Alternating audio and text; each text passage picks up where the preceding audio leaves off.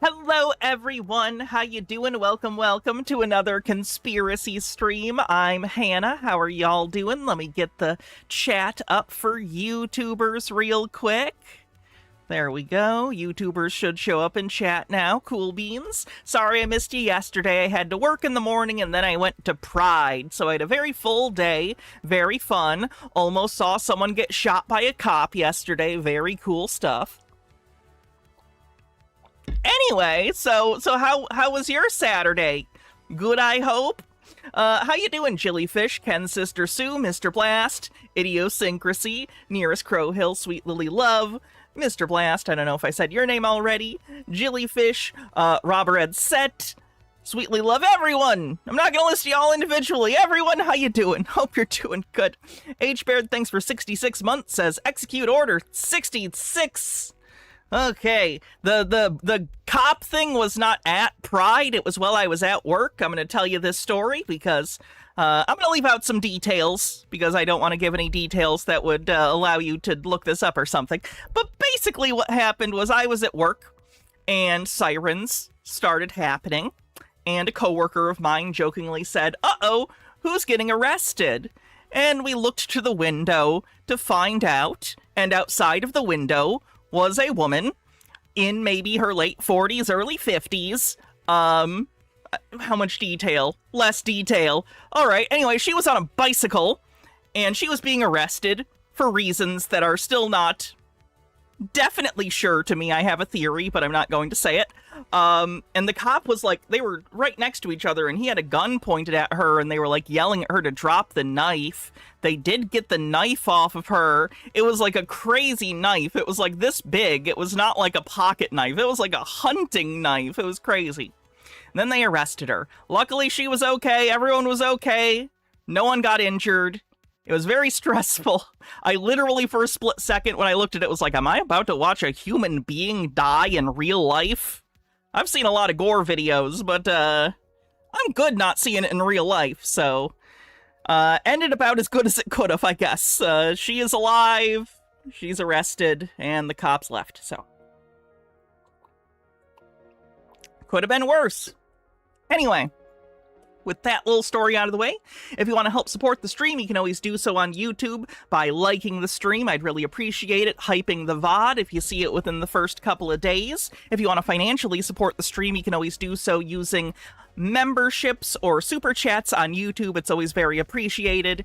And on Twitch with subscriptions and bits. They are still doing through the end of today 35% off gift subs of 5 or more. We are getting very close to the end of the month and we are getting towards our sub goal. So if you want to take advantage of the 35% off and help us get to our goal this month, it'd be appreciated. Other than that, let's jump into the Tartaria stuff, shall we? Yeah, we had a lot of dramatic stuff happen yesterday. We really earned going to Pride. A lot of stuff happened. But anyway, we are going to play bingo today, so if you'd like to get a bingo card, go ahead. I don't know if anyone will win, I'll be honest with you, but a few times in the past we've done spotlights, and surprisingly we would have probably had a bingo winner, so I think my policy from now on is even on spotlights we can play bingo. It's just probably less likely people will win, but who knows? Still worth a shot. So we can absolutely play some bingo. Tartaria is a free space today. I already marked it off on the bingo card. As you can see, I cleared that off and marked Tartaria.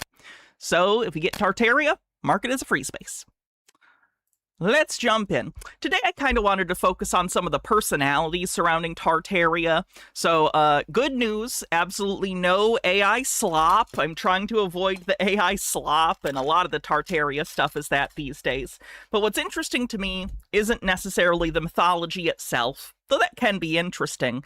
It's the personalities of the people who are obsessed with this idea of Tartaria and the Mud Flood. If anyone's watching this and doesn't know what this conspiracy is, the Tartarian Mud Flood conspiracy is a pretty popular conspiracy these days. It's kind of a big tent conspiracy. A lot of people believe it from different conspiratorial groups. And it goes like this. A long time ago, there was a civilization that was a utopia. They had free energy that they extracted from the aether, which doesn't exist, but they think it does, so don't worry about it. That's also a shared belief of flat earthers, by the way. The aether, that's a pretty common conspiratorial physics belief, so kind of crosses over with others. But anyway, they thought it was utopia with free energy. They believed the architecture to be ornate and beautiful. They believe in stuff like airships being very popular at the time, zeppelins, stuff like that. It ends up being an aesthetic that's not quite steampunk, but sort of like old architecture punk. Does that make sense? I can't even give a specific style because they kind of mix all into the same bucket, like neoclassical, neo-renaissance, art deco. Basically everything that isn't like modernism or brutalism, they categorize as the same thing. So it's like ornate architecture punk. Does that make sense? Neoclassical punk? It's more than that, though. It's part of it, but... So, anyway, let's take a look at these people and maybe why they want to believe these things. So let's check it out. This is a fella from Kansas. We've watched him somewhat recently on some recent Tinfoils, and he believes that these are 8 architectural wonders of Kansas. I didn't even know there were 8 buildings in Kansas. Social Warlock, thanks for 74 months, says, oh wow, lots of months. Sure is. Hope there's plenty more. Old world mud-flooded Tartarian architecture as stonemason punk? That's pretty good. I don't mind that. Stonemasonry punk. When I was in Kansas exploring old world mud-flooded Tartarian architecture, as people like to call it, I went inside of this building right here, which is called... That looks like a local library. Literally, the city I used to live in had a local library bigger than this. Hold on, I'll put it in another tab, and then I'll show it to you.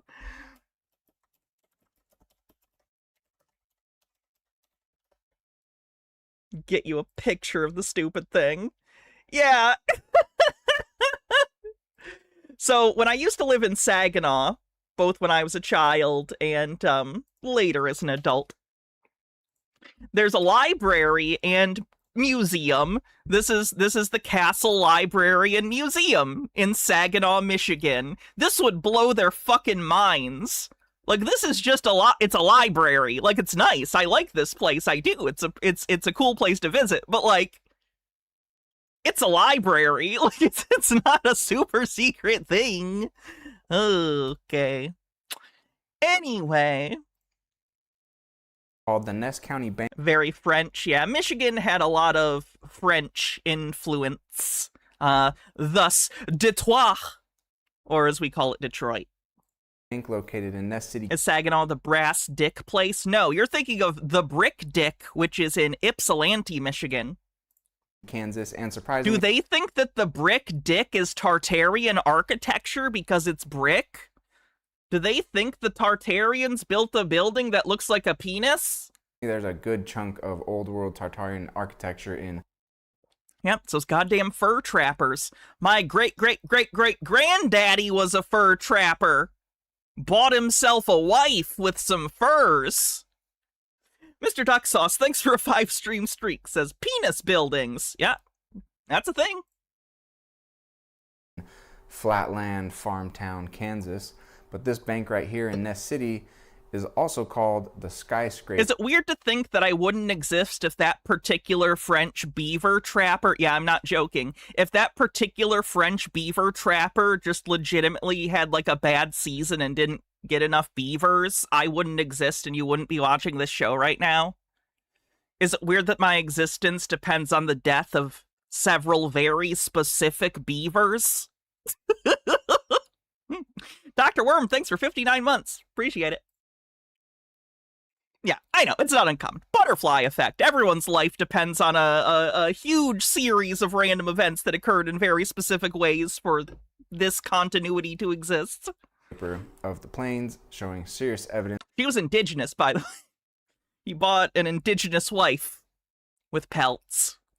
I hope she was at least into it. Like, I hope she liked him. Like, I know marriage was different back then. I really hope it wasn't just a, here's my daughter, fucko. I hope it was like a, happened to meet her. Oh god, this is just, I'm just imagining Disney's Pocahontas, and that's not real. So fuck, nope, probably not good. Of being mud flooded. I made 2 previous videos on this building. I definitely recommend checking those out. If you navigate to my playlist, you can click into a bunch of different states that I've been to and cities inside of those states documenting old world architecture. And Kansas is one of the favorite places, to my surprise, that I've been to. And you wouldn't exist without the Vietnam War. I would say anyone born after the Vietnam War owes their existence to the Vietnam War. That's a big enough historical thing that it affected everyone in the United States, and certainly Vietnam, and thus the world.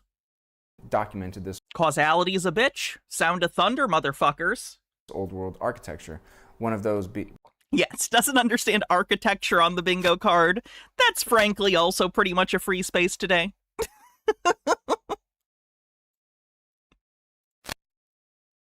One of the main buildings that I stumbled across is these skyscrapers. You found Hannah because of a USB drive in a parking lot? Like you found a USB drive in a parking lot and it had videos of me on it? What? Of the planes, and when I was inside taking a private tour of this building, what? I came across this image sitting on Why the wall. Does someone have a USB of videos of me? That says 8 Wonders of Kansas 2008 Architecture. I know of one. I know of one that would. Edition. You'll explain in the live stream chat? Because back in the day, when I was still doing TBR, there was a person who was deployed in the Navy. I don't know what the internet situation is for people in the Navy on ships right now, but back, like, over a decade ago, he asked us to send him a USB of, like, a bunch of our videos so he could watch them on the ship because he didn't have internet access. So me and the other person loaded up a flash drive with as many of our videos as we could and sent it to the guy so he could watch us on the ship. Hope he's doing well. H. Baird says, PSA, don't plug random USB drives into your computer. That's a great way to get computer gonorrhea. Very true. You should not do that. And that's what we're going to take a look at, is some of these buildings right here. I have made videos already on 1, 2, 3 of the buildings in this list, but we're going to look at some other ones, and then a few other buildings that are not even on this list that are very impressive in Kansas that I didn't get to personally go see and document, but Kansas, the reason that I find this particular guy so fascinating is he seems to not know of the existence of things outside of Kansas, so his bar for what's impressive is incredibly low. He's quiet for you, I'll turn him up. Thank you. If the volume is ever, like, screwed up, by the way, let me know. I will adjust it. I know that happens sometimes. There's, like, 6 different factors that go into my volume at any given level and the video's volume at any given level, so it gets, like, disjointed. So you can just let me know, and I'll always adjust.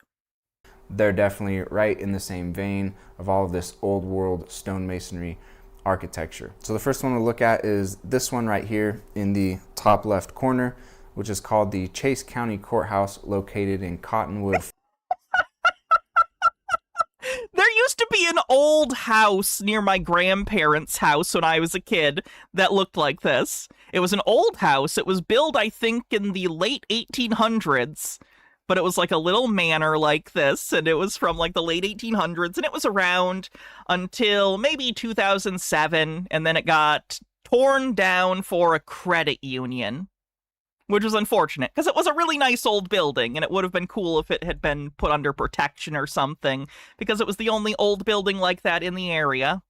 But instead, we got a fucking credit union. Don't have enough of those. Don't have enough of those credit unions. If I see another credit union go up, every time I drive by a construction site, it's like, oh, are we getting something interesting?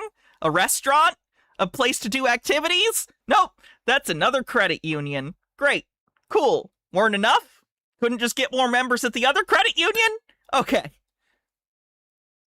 This isn't my tight 5 on credit unions, by the way. I'm just actually annoyed. Falls, Kansas, and it's a big one. Very, very cool. Got a tower coming out of the top of it. You can see it's got this big stone wall out in front and a brick road sitting in front of it. Tons and tons of brick roads in Kansas. I know that's a common thing in Yeah, that's just how they built them back in the day. What's the movie? In city spaces. Wizard of Oz. I'm not a movie person. It's fine. But, you know, they're... Credit unions are better than banks. I fully agree. I just would like to see less of them physically existing in my zone. I just don't like the look of cities where it's like streets, and it's like all businesses and... I don't know. Zoning laws. I'm sure they exist for a reason. It's just annoying. Everything looks like a mall. Everything looks like a mini mall! really are a lot of brick roads in Kansas, which is really interesting. And this building right here, the Chase County Courthouse, they say was built in 1873.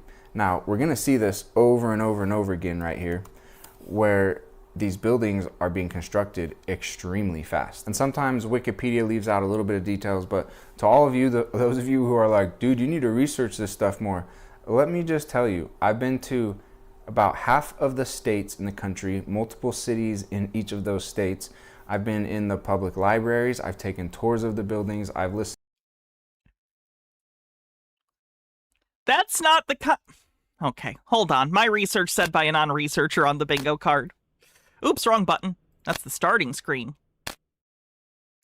My research said by a non-researcher on the bingo card.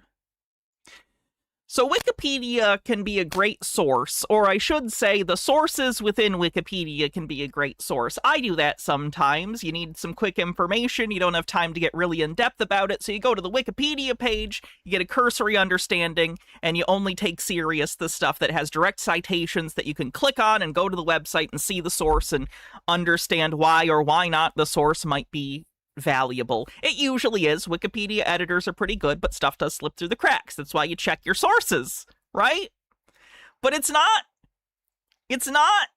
research in the like academic sense. You know what I mean? Like a student, an undergrad might do research for a paper because you're not producing new material, right? You're just collecting stuff that other people have researched and citing them. But when we're talking about research with like a capital R, as in this is not material that is already existing out in the academic ether, this is new information that you are trying to gather and analyze with academic rigor, you need some kind of certification to do that. You need qualifications, rather. Like, if you wanted to do this, you would need to be a historian who has gone through studying history and historiography and how you gather and analyze, like, first-hand accounts, like primary source documents, and you would probably have to have some sort of at least minor in architecture to understand the language of architecture and its place in history, and what it communicates in different periods of time, and why they exist with the material conditions that exist for the people that built those buildings. But he's not doing that. He's not researching. He's just going places and vibing it out. That's not research. Going to a place and looking at it and then just, like, free writing in your brain, that's not research. There's no rigor. There's no falsification. There's no testing. It's just vibes. You just go there, and you go in your imagination and you make shit up, and you go, yep, that seems real. That's not research. That's confirmation bias with a plane ticket. Oh, that sounded like AI, didn't it? It's not this, it's blank. Fuck me. What was I gonna mark? I don't remember.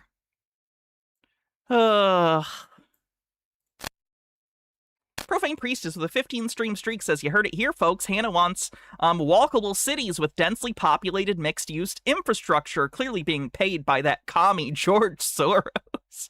I'll tell you, it's really nice to live near stuff, because I do live near, like, a supermarket near me. I used to live, when I was a child, a 45-minute drive from a real supermarket. Being able to walk a block away to a supermarket is like magic to me. It's incredible.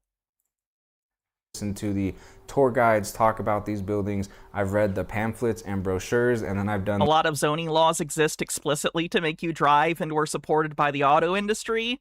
That's very Roger Rabbit of them, if that exists. Yes, I know Roger Rabbit is based on a real...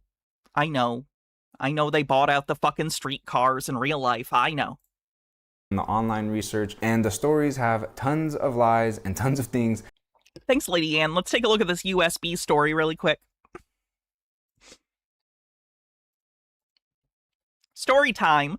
One rainy night, I found a mangled USB drive at a local WNC parking lot. I plugged it into a spare old laptop I had. I have a degree in computer science, don't try this at home, and it had a bunch of photos and flyers for a missionary service. I contacted the service and mailed the USB back to them. A few weeks later, the owner of the photos contacted me and wanted to thank me. He also invited me to the Sunday school he taught at. I was a lapsed Christian at the time, and after visiting, searched Bible study for atheists on YouTube. That's how I found TBR. This was 2015. I'm leaving some details out to prevent doxing because they would definitely get me. Okay, that makes way more sense. That makes way more sense.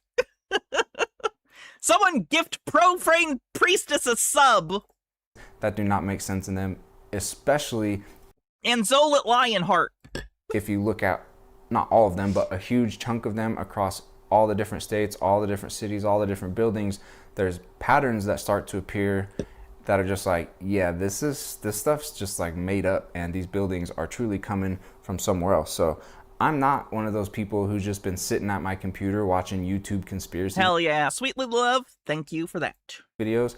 I've traveled the country on my own dime, own dollar, own time, and I've studied this stuff out. And there are definitely going to be some things in these videos that I'm not getting 100% correct, but for a large part, these stories behind all these buildings are very, very suspicious.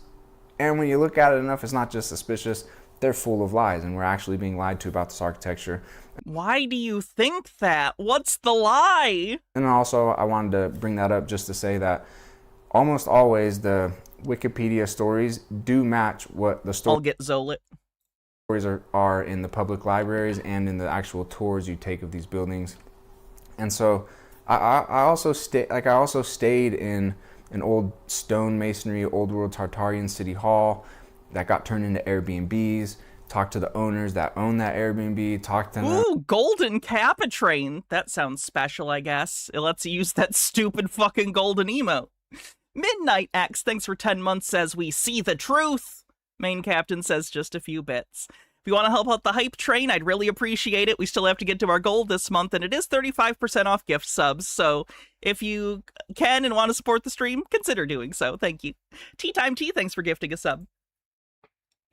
About the architecture, and like I've talked to a lot of the people who are either in ownership position of these buildings, or who work on these buildings, or who work in the graveyards. Where do you think that the people who own or work the buildings necessarily know about its construction more than a cursory amount from over 100 years ago? Like, they might know a little bit because they bought the building and it's old, so they may have also been curious, but they're not going to know every detail. Mr. Blast, thank you for gifting 5 tier 1 subs. Thank you. a lot of the stuff that used to ornament these buildings now exists in graveyards, and I've talked to them about how they move the weight of these things around, and over. Are you serious? You don't know that we can move big rocks around in like the modern day? Like, you've never seen machinery move big things around? That's crazy. Kansas must be so... Does nothing happen in Kansas? Bumble Homestead, thanks for 100 bits. Over and over again, there's never a good explanation of how this weight got moved, because so many of these buildings...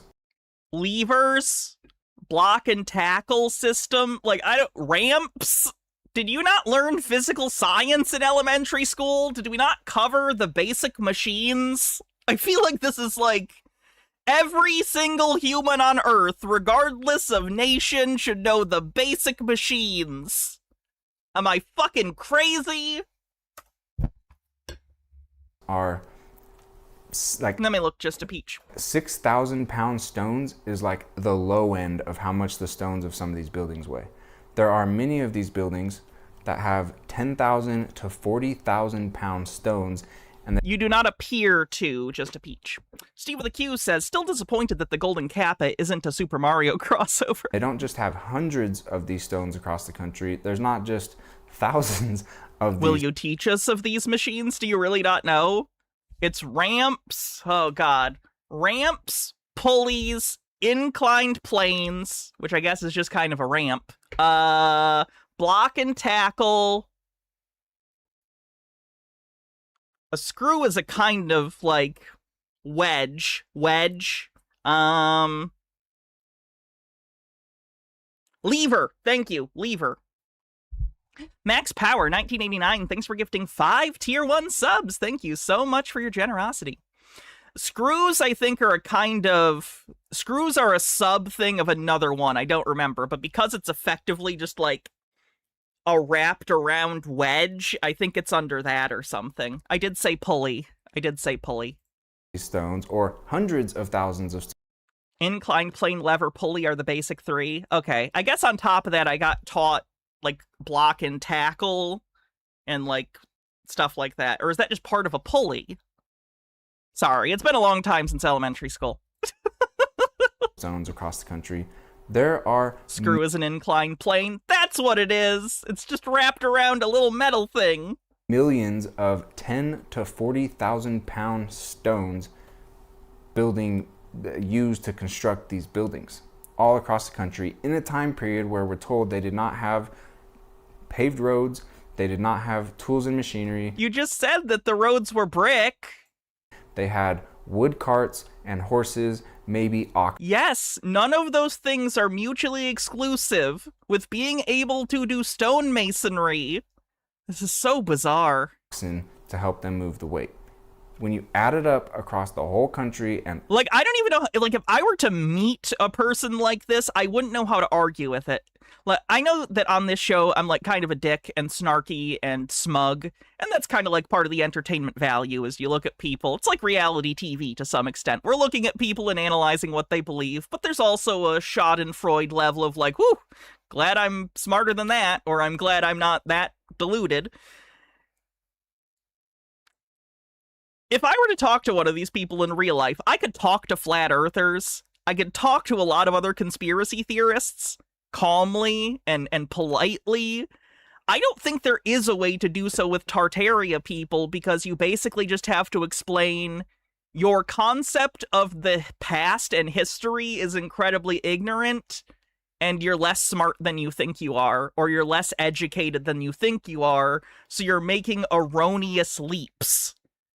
Like, no one's gonna take that well. You're literally just saying, like, you're dumb, basically. It's more complicated than that. I'm not adding a value judgment to it. It's just, you think you know more about history than you do.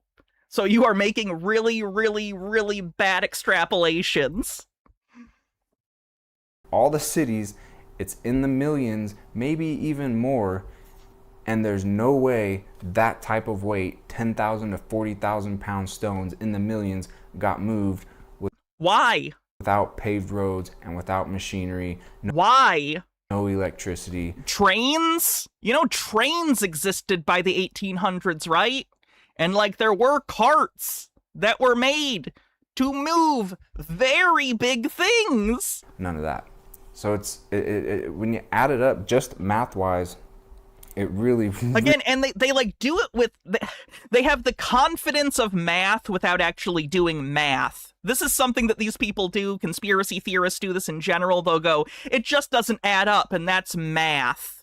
Like, in their head, they think their random guesstimation that is completely wrong is equivalent to actual math. They do not understand what math is, and that you need to know specifics and the specific numbers to accurately do something, but they just go, in my head it doesn't feel right, so that's math, right? Something feeling wrong in my head is math, right? It's not! Minute left on the hype train. Really starts to not make sense. Even nowadays, right now, 10,000 to 40,000 pound stones with our tractors, our semi-trucks, our paved roads, our electricity, still not happening, especially... What do you mean still not happening? You don't think they move giant things all the time? Hold on. Giant... What are they called? The air, ooh. Have you seen them move a fucking windmill? I've seen these in my state because there's areas with windmill farms. Have you ever seen them move this shit? Are you out of your mind? You think they can't move tens of thousands of pounds? There are vehicles that weigh tens of thousands of pounds. This truck is Steve with a Q, thanks for gifting 5 tier 1 subs and keeping the hype train going. Thank you. carrying something longer than a football field. And somehow it has Like, world's biggest vehicle. Oh, here's this truck. Imagine Hold on, where is it? This stupid goddamn truck. Is this the one? shift from space to Earth. Oh, we can't move tens of thousands of pounds, guys. We talk about the Caterpillar 797F. So goddamn stupid. Imagine See what I mean? They're so confident for no reason. Pisses me off. Profane Priestess says, good news, the leftward wave continues. All 3 Mamdani-endorsed candidates won in New York. According to all the reporting, we're seeing the establishment Dems are losing their shit, so that's heartening. The establishment Dems should get fucked because they haven't been doing their job for decades, and they should go away and never be in public again, and I hate them. Max Power with 100 bits says, it's very hot in Germany these days. Hope you stay cool. Thank you for mentioning The Invisible Man's soon-to-be wife. A really nice romance anime, actually, with great representation. Yeah, no problem. Someone sent it. Especially at the scale that we find all of this architecture. Scale meaning the volume, the quantity of these buildings and stones that exist. We couldn't pull that off right now. That's not true. First of all, we very much could. But secondly, do you think all of these buildings from the past popped up on the same, weekend? They are built in different eras, in different locations, by different people. What are you talking about? All of our most advanced machinery ever. So to look at these old black and white photos. Okay, I'm gonna leave a comment. Fuck it. Honestly, I don't understand why you think we aren't capable of moving large weights over tens of thousands of pounds. We can.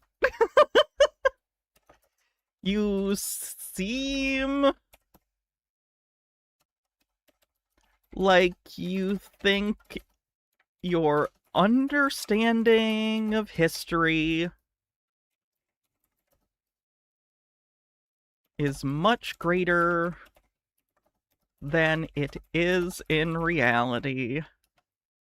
Why do I do this? Who is this for? He's not going to listen to me. It's not doing anything for me. Who is this for?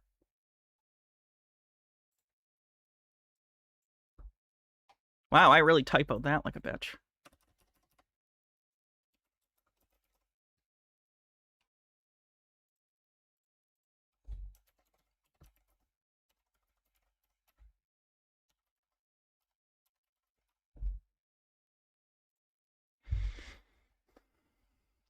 Lennon Cat says, it's frustrating seeing people talk down about people in the past. They were not dumber than us. They were human and had the ability to figure things out. Calculus was invented in the 1600s. This was at least 20 years before the Salem witch trials. People can and are both incredibly rational, but also incredibly irrational. This show illustrates that pretty well, I'd like to think. Minute left of the hype train. Wood carts, and also because I've studied these stories out, a lot of these stories say the architects a lot of these stories say that the people that constructed these buildings were not skilled. The Erie Canal is one of the best examples I can find of this. They didn't say they're not skilled. They said they didn't have degrees. Historically, especially in the United States, during westward expansion, there weren't as many people with necessarily specific qualifications from universities, but there were people who took apprenticeships from when they were young. So they weren't formally educated at a collegiate institution, but they were still taught the skills necessary for their trade from a relatively young age by another master who had already been taught all of this from their own apprenticeship when they were younger. Like, if you don't even understand the basic concept of, like, apprenticeships within trades historically, you don't know enough about history to talk about anything. Like, it's a basic shit thing. Thanks, Jojo. Just read the Wikipedia page, Erie Canal, it will tell you. There were no skilled laborers, there were no civil engineers in the United States. So I'm sorry, did you just say there were no civil engineers in the United States when we built the Erie Canal? it's like, how did this thing... Like, I don't know if the term civil engineer specifically existed, but we built a big-ass canal, so there were certainly people who had plans. thing get built then? We're talking about over 300 miles of carved out stone. He said there were no skilled laborers. Oh, is that his problem? He doesn't understand that that doesn't count the people who are making the decisions, not just the people setting up dynamite and blowing up parts of the land to make a canal. Canalways, and it was built by unskilled people. No one really knew how to do it, and they just pulled it off magically. And that's not a rare. Oh my god.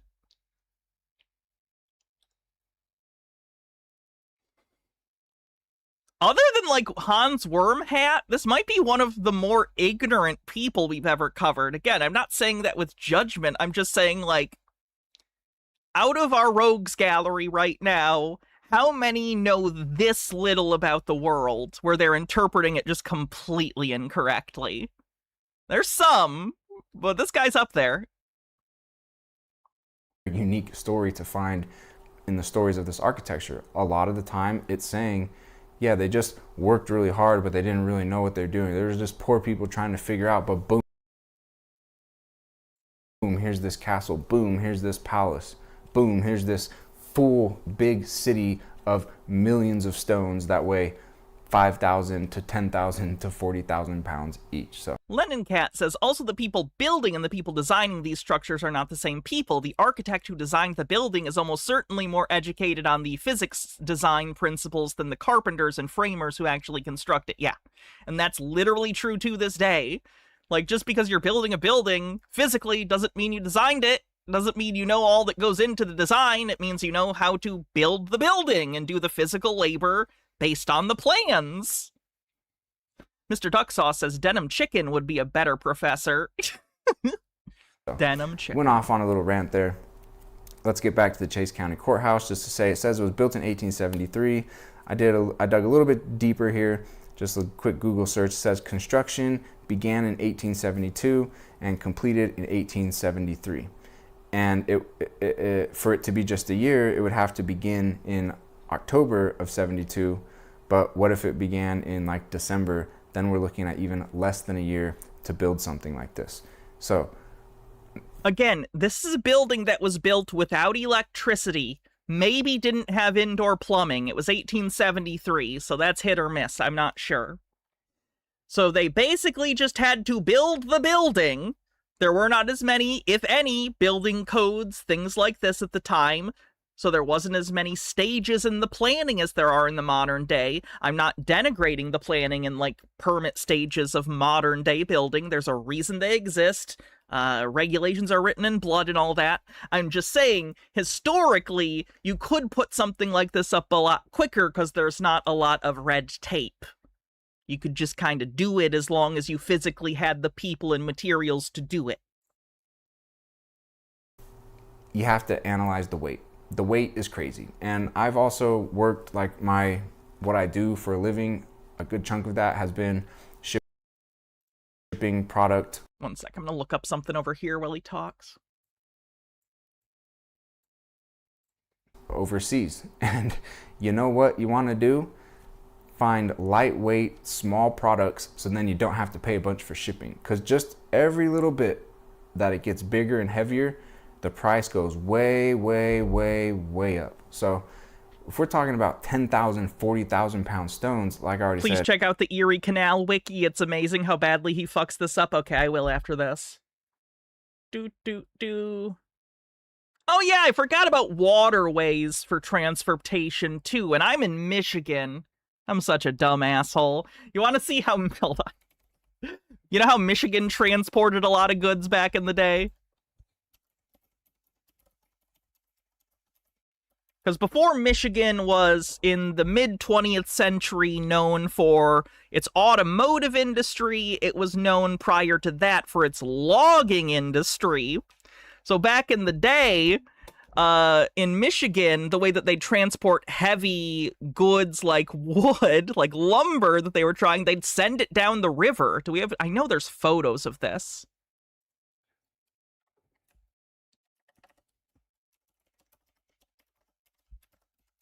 There would not be video, but there are photos at least, I think.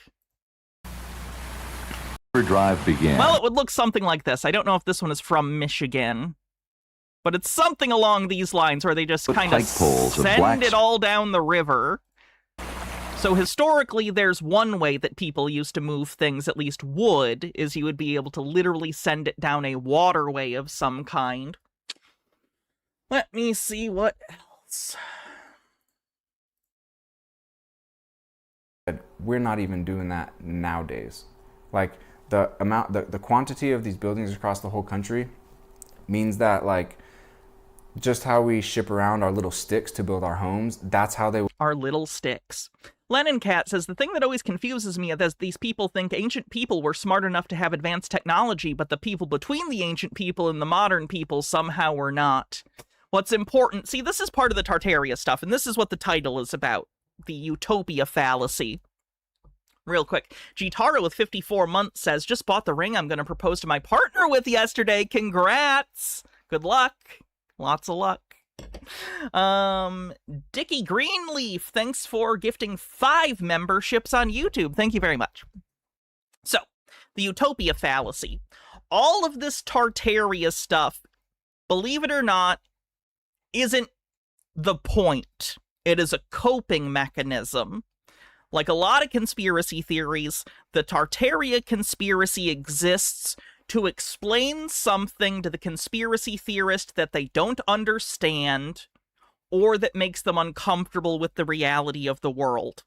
For people who are very into Tartaria and mudflood conspiracies, generally they're people who are not very happy with the state of the world. I mean, who is right now? But in particular, they are especially upset about the state of the world. They might not fully comprehend what is wrong, and in fact, the fact that they don't know what is wrong is part of the issue. Without a proper understanding of our real-world, complex, multifaceted problems, their brain turns to manufactured, simple solutions that explain away their anxieties. Why is the world like this? Why is everything so minimalistic? Why is everything so stark? And why are people struggling? Why is everything so expensive? Why does the world seem corrupt? Why? You could go through the myriad of reasons that are the reality of the situation, many of which involve historical inertia, human behavior and psychology, and tendencies toward greed, right? We could talk about these things. But those are complicated discussions. It becomes a lot simpler for your brain to say, okay, well, maybe everything would just be perfect, but something went wrong. What if one thing went wrong? And if we just fix that one thing, everything would work out fine.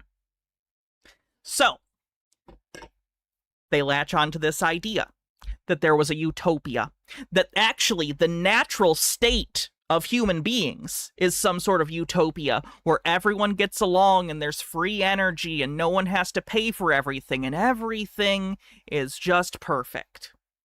But then someone came in and ruined it. And if we could just find those people, we could have utopia. You won't be surprised to find at the bedrock of the Tartarian conspiracy theory, like most others, is a streak of anti-Semitism, a little bit of them who are hiding the truth from us. So it kind of comes down to the human psychology of tribalism and scapegoating instead of dealing with complex, difficult problems that might not even have a direct answer in the first place. We look to stories for their explanatory power, even when that power is illusory, and these people get stuck in it. It would have had to have been shipping around these 10,000, 40,000 pound stones back then. Nerdy Valkyrie with 100 bits says, about 2 months ago I sent celebratory bits. I was finally getting hormones after a 7-year wait. Now I'm sending bits to say that growing tits hurts a lot more than I expected. Oof, ouch, ouchie. Yeah, they'll do that. Congrats, though. I know that it hurts, but it is exciting. It is exciting. And it truly does not add up in just basic math. It doesn't work out. And even if you try and take those stones to now, it's still like, could we do that now? No, actually we couldn't. Not at that scale, not at that volume. Yes, we can. Do we move some heavy stuff around? Yeah, but do we move? We move much heavier stuff at a higher volume. The volume and quantity of heavy stuff around that's equal. Yes, we carry much more heavy things at a higher volume today than at any point in human history. Like, are you serious? Are you serious? To all of the sticks we move around for all of our houses. No, it's like the sticks. He's acting like houses aren't made of, like, heavy lumber. Like, I understand it's made of wood, which is lighter than stone, but it's still, like, a lot of heavy lumber. Like, what are you talking about? Really, really rare projects are moving that type of weight around. So, not that rare. To say this was built in a year or possibly even less than a year is bizarre. Very, very bizarre. And this is... We move around things that are heavier than rock, because they're denser. We use metal as building materials, and many metals are denser than rock. What are we talking about? Over and over and over again, the stories behind almost all of these buildings. The Capitol building, when we look at... Steel girders are real easy to move around in carts, right? At that one in just a second. We'll see it has a longer timeline, but most of these, they're saying they were complete in a year or two, and oftentimes they're even including the planning and the designing of the building, which oftentimes that can take a year or two or even longer, and then you get started on, all right, let's bring in the materials and actually start to construct the thing, which then takes a lot longer. But they're saying everything from let's start drawing stuff up, thinking of ideas, to it's done. No, it's not. Why are you implying that the start date of the building is when the blueprints were drawn up? No, they were already done. That's not part of the building process. That's the design part. That's completely different. Erie Canal. Sorry, I forgot someone told me to look it up. Their Wikipedia page. The Erie Canal is a historic canal in upstate New York that runs east-west between the Hudson River and Lake Erie. Completed in 1825, the canal was the first navigable waterway connecting the Atlantic Ocean to the upper Great Lakes above Niagara Falls, vastly reducing the costs of transporting people and goods across the Appalachians. The Erie Canal accelerated the settlement of the Great Lakes region, the westward expansion of the United States, and the economic ascendancy of New York State. A canal from the Hudson River to the Great Lakes was the first proposed in 1780s, but a formal survey was not conducted until 1808. The New York State Legislature authorized construction in 1817. Political opponents of the canal referring to the lead supporter, New York Governor DeWitt Clinton, denigrating the project as Clinton's folly and Clinton's big ditch. The canal seeing political smears outside of the context, like a century or centuries later, is always very funny. James, thanks for gifting a sub. Appreciate it. Old political cartoons are hilarious when they're not racist. Because it'll be like, McDougal wants to lower the coal ration for the Schmigadoon parade. And it'll be like him, but as like an evil overlord, and then there'll be some other guy with like a monocle that's like standing up to him. And presumably that's the guy you're supposed to vote for. I don't know. It's just funny seeing how nonsensical things are out of context. Anyway, canal saw quick success upon opening on October 26, 1825. All right, where's the construction?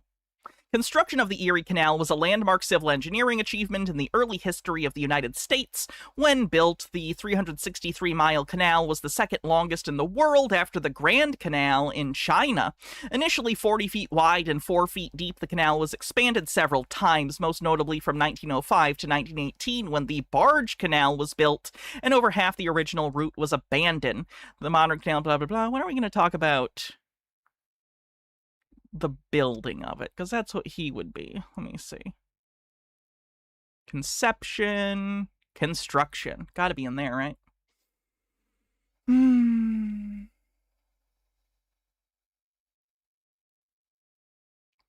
Wannabe says, I worked at a plant that hard dies for forming metal parts, averaging 65,000 pounds, and who moved them around all the time. Average die change time was 5 to 7 minutes. It's almost like he doesn't know about things and stuff.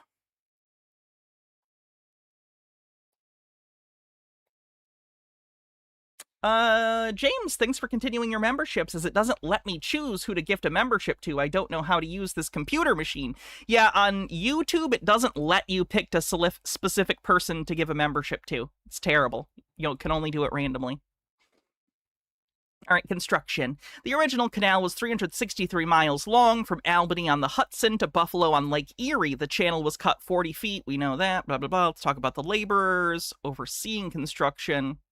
The men who planned and oversaw the construction were novices as surveyors and engineers. There were no civil engineers in the United States. Okay, it does say that. James Geddes and Benjamin Wright, who laid out the route, were judges whose experience in surveying was in settling boundary disputes. Geddes had only used a surveying instrument for a few hours before his work on the canal. Canvas White was a 27-year-old amateur engineer who persuaded Clinton to let him go to Britain at his own expense to study the canal system there. Nathan Roberts was a mathematics teacher and a land speculator. Yet these men carried the Erie Canal up the Niagara encampment at Lockport, maneuvered it into a towering embankment to cross the over Iron Decoy Creek, spanned the Genesee River on an awesome aqueduct, and carved a route for it out of the solid rock between Little Falls and Schenectady. All of those venturesome designs worked precisely as planned. Okay. So they were people that didn't have no experience, had a little experience, at least in adjacent fields, who then studied to make it happen. Still impressive, but not impossible, like this guy said.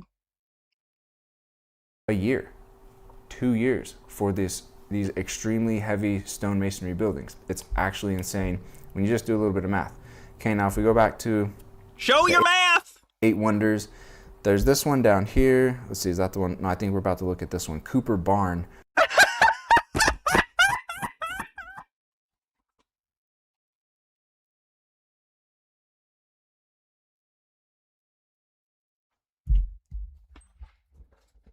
Only a Tartarian believer from Kansas would believe that a big barn is a Tartarian building. It's not even stone. It's made of wood. It's a fucking barn. No, that's not me dying of laughter. You would know. In Colby. Now, there's this Cooper Barn right here, and then... When I die of laughter, I can't breathe. This From Birney Barn, which are not stone as far as I can tell, but they do have some really, really awesome woodwork, which is also something you find inside of these... Okay, so you don't think these are Tartarian, right? Stone masonry buildings. That would be good. This is tremendous woodwork, and the type of lumber that is used is far, far, far superior and way more beautiful than the stuff we're using nowadays. Oh my god. Wood in old buildings does tend to be sturdier because we already wiped out the old growth trees with denser wood. So now we have younger growth trees that produce lumber, but the lumber is of lower quality than the older trees that many older wooden buildings were constructed of. It's because humans are bad at resource management. We're reactive. Fucking Easter Island ass species. Everything nowadays is cheap and light. And when you go back into our past, everything is extremely expensive and extremely heavy. And the more expensive and heavy and grander things are, the more advanced the civilization is. We're That's what?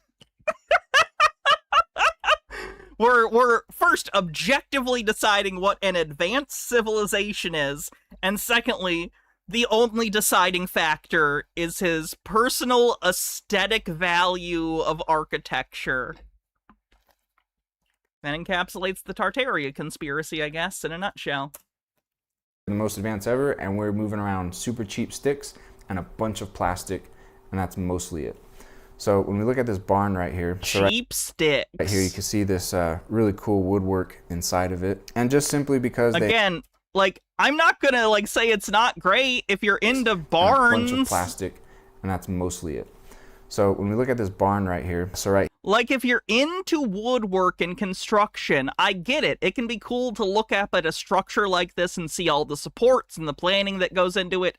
It's a cool look. I don't disagree.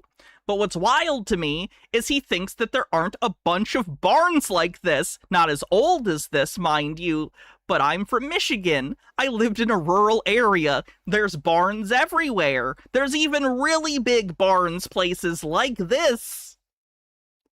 We can build these. We do build these all the time. Just a Peach with a $2 tip says, I have woodwork in my 1970s house added in the 2000s. right here you can see this really cool wood. Yeah, it doesn't understand their problem is capitalism for mud flood stuff.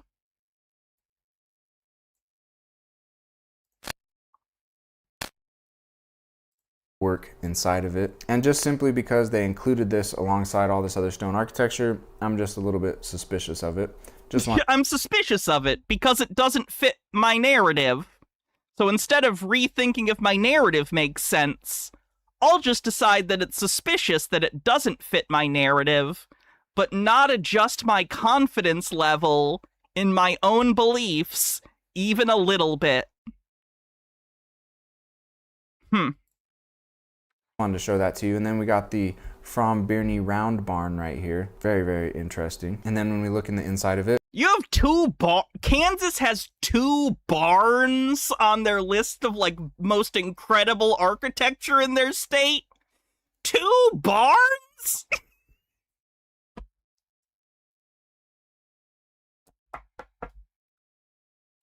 That just says it all, doesn't it? Hey, Nemesaur, how's it going? Welcome. we see the same thing going on where it's just I just spilled so much water all over me. Great. really, really impressive woodwork. I'm not saying this woodwork, we Moist. couldn't do it today. Absolutely we could, but just showing this because it's one of the 8 wonders that they chose to point us to. Come back over here, now we have the Holy Cross Church, which is this big stone masonry building right here. This is a blurry photo, but it's just really interesting to see just so much flatness, and then here's this little Protestants are so easily impressed. stone castle style church poking up. Very similar to all the other stone masonry churches we see across the country. And timeline for this thing getting built says it began April 1915 and was completed 1918. So 3 years on that one. That's much more decent than a year or two, but still, even like that timeline for back then and all this, like, this is Okay, and what academic information can you back that idea by other than vibes? a tremendous amount. It really seems like the thought process, but old bad. Take year, no. Of stone right here.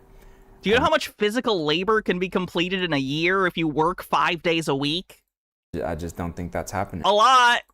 And if you're poor and living in cabins and stuff, like, I don't know, this just doesn't seem like what you're throwing up. And also another crazy thing about these stories is when these buildings are getting built and they're huge and monstrous and extremely heavy and difficult to build, and you have to be extremely expert to build these things, and they have to have huge foundations to support all the weight that you're stacking on top of them. The towns, the population of people when these things were getting built was like 300 in the town, 900 in the town. I mean, they may have been, but sometimes laborers would come in from elsewhere to complete the project, and they'd be paid, and then they'd move on and they'd work on other projects. Like, barely any people, and this stuff is just like, poof. And then on top of that, you've got gold everywhere, and silver, and copper, and brass. It's like, where'd they get all those materials from? Those are Gold was not everywhere. What are you talking about? huge mining projects to pull that stuff out of the earth. So not only is it a question of all the stonework, but then it's like, all right, where's all this gold and silver and copper and brass that's adorning these buildings? All over the place from mining. There are gold and silver mines around the world, not just in the United States, but around the world. And it's not like a lot of gold just goes missing. It's usually valuable to people, so unless it gets buried under the rubble of a civilization, like, gold tends to transfer from one hand to another, whether via commerce or plunder or whatever.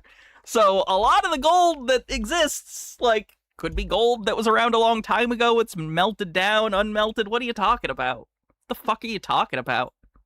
Inside and out, where's all that coming from? And it's not just the earth.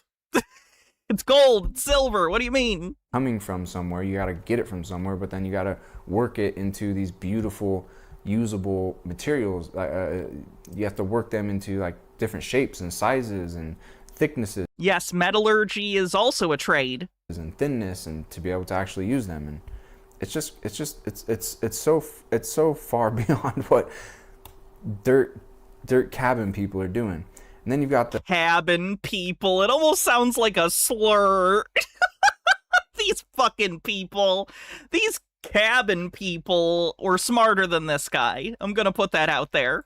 The Kansas Capitol building, located in Topeka, Kansas. Yes, I know brass is a combination. I know. You know what I meant, pedantic. Here's a look at it right here. Very, very cool building. I did do a video on this one. You'll find it in my Kansas playlist. And I also talk about in many of my videos, so here's a construction photo. Actually, let's look at that first, which is like, dude. And this is another piece of this architecture is the architecture. He's acting like the 1800s were Paleolithic. To a lot of ignorant Americans, it basically is. You know what they say? To people in Europe, 200 miles is a long distance. To people in America, 200 years is a long time. Photos are odd. They're also extremely suspicious. Like this right here, this doesn't look like a newly built, freshly built building. This looks like an old building that's been sitting here and then... Just a Peach with a tip says, churches were built slowly because they saved up for them and worked part-time on them. Copper and gold added late when a boom happened. There's a Photoshop job where they deleted the top of the tower.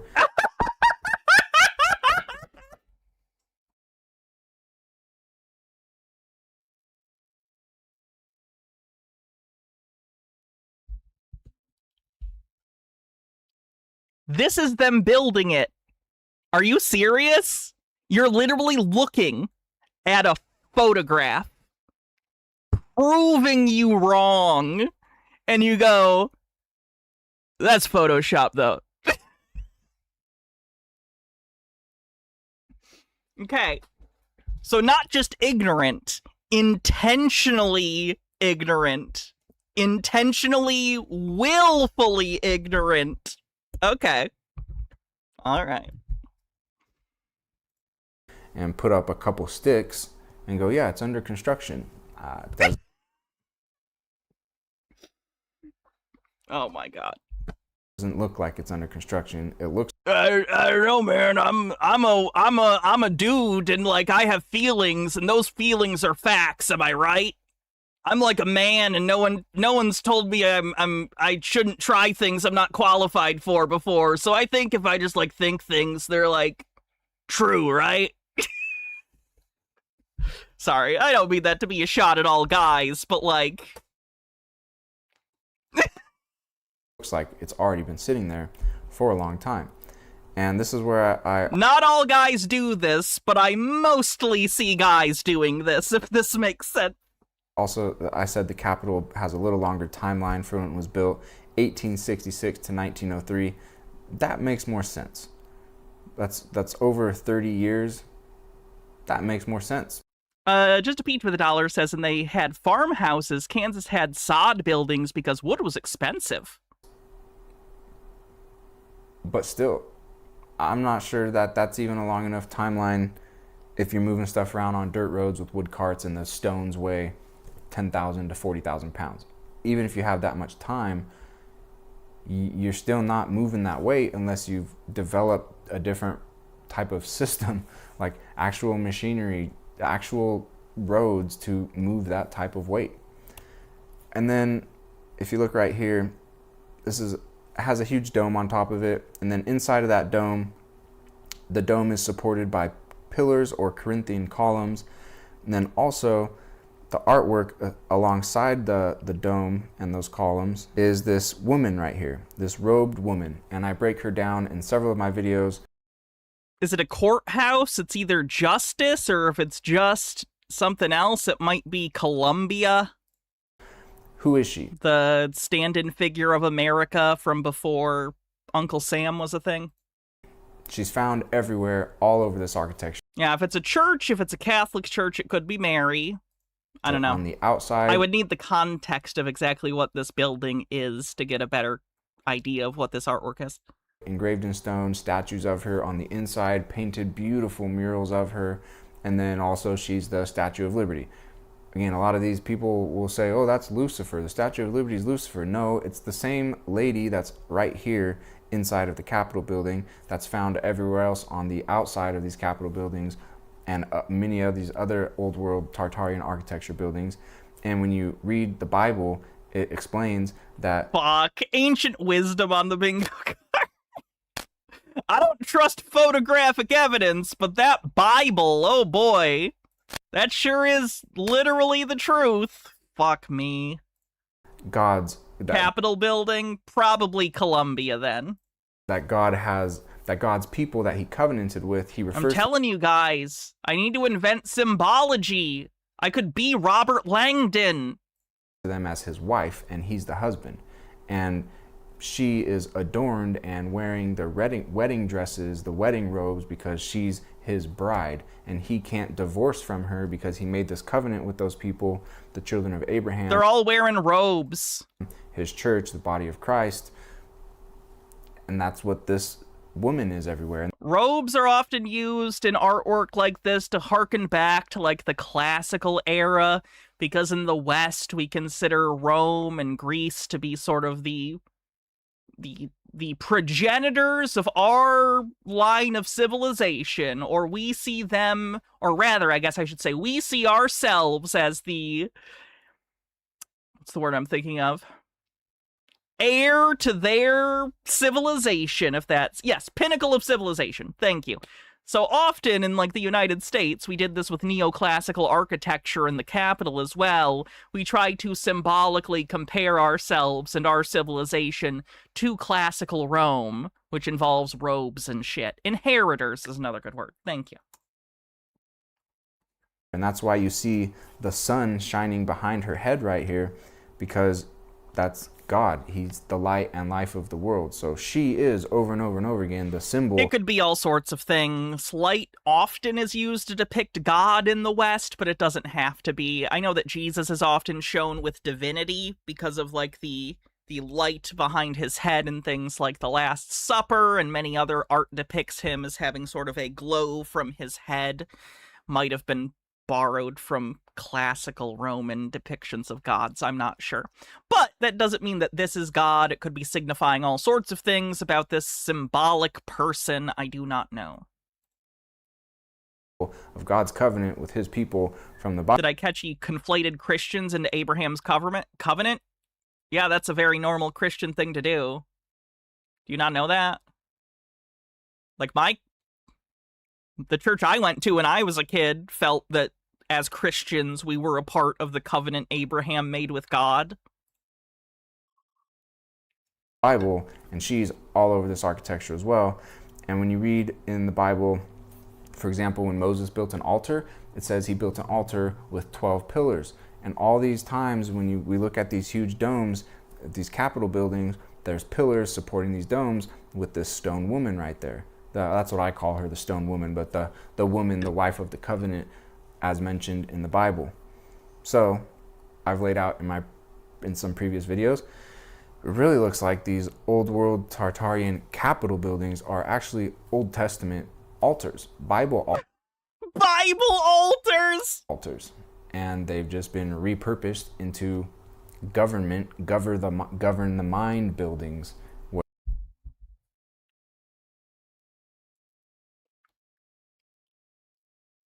In the Bible, there are specific descriptions of how you should build your holy places.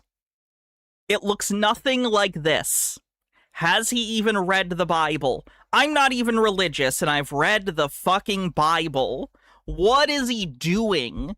He's citing the Bible incorrectly. Where basically the way, I think the most proper way to look at it is the devil and his church, his followers, they gained control of these buildings, and now they're in control of them, and they're using them as government buildings, and the government's garbage, and it's controlling us, enslaving us, taxing us, and on and on and on. And here's what I was talking about earlier with the Utopia paradox or Utopia fallacy, whatever the fuck I called it. He cannot get over the idea that the world does not function to his particular taste. Therefore, there must be someone holding a secret that prevents the world from being his utopia, and it has to be hidden just under the surface where he can find the clues, making him special, making him better than other people. On and on. Moving on to the next building now. And yes, taxes are not inherently a bad thing. Holy shit. The 80s destroyed America. Satanic on bingo? Yes, satanic on the bingo card. Satanic, satanic, where are you? Satanic. Satanic. Gotcha.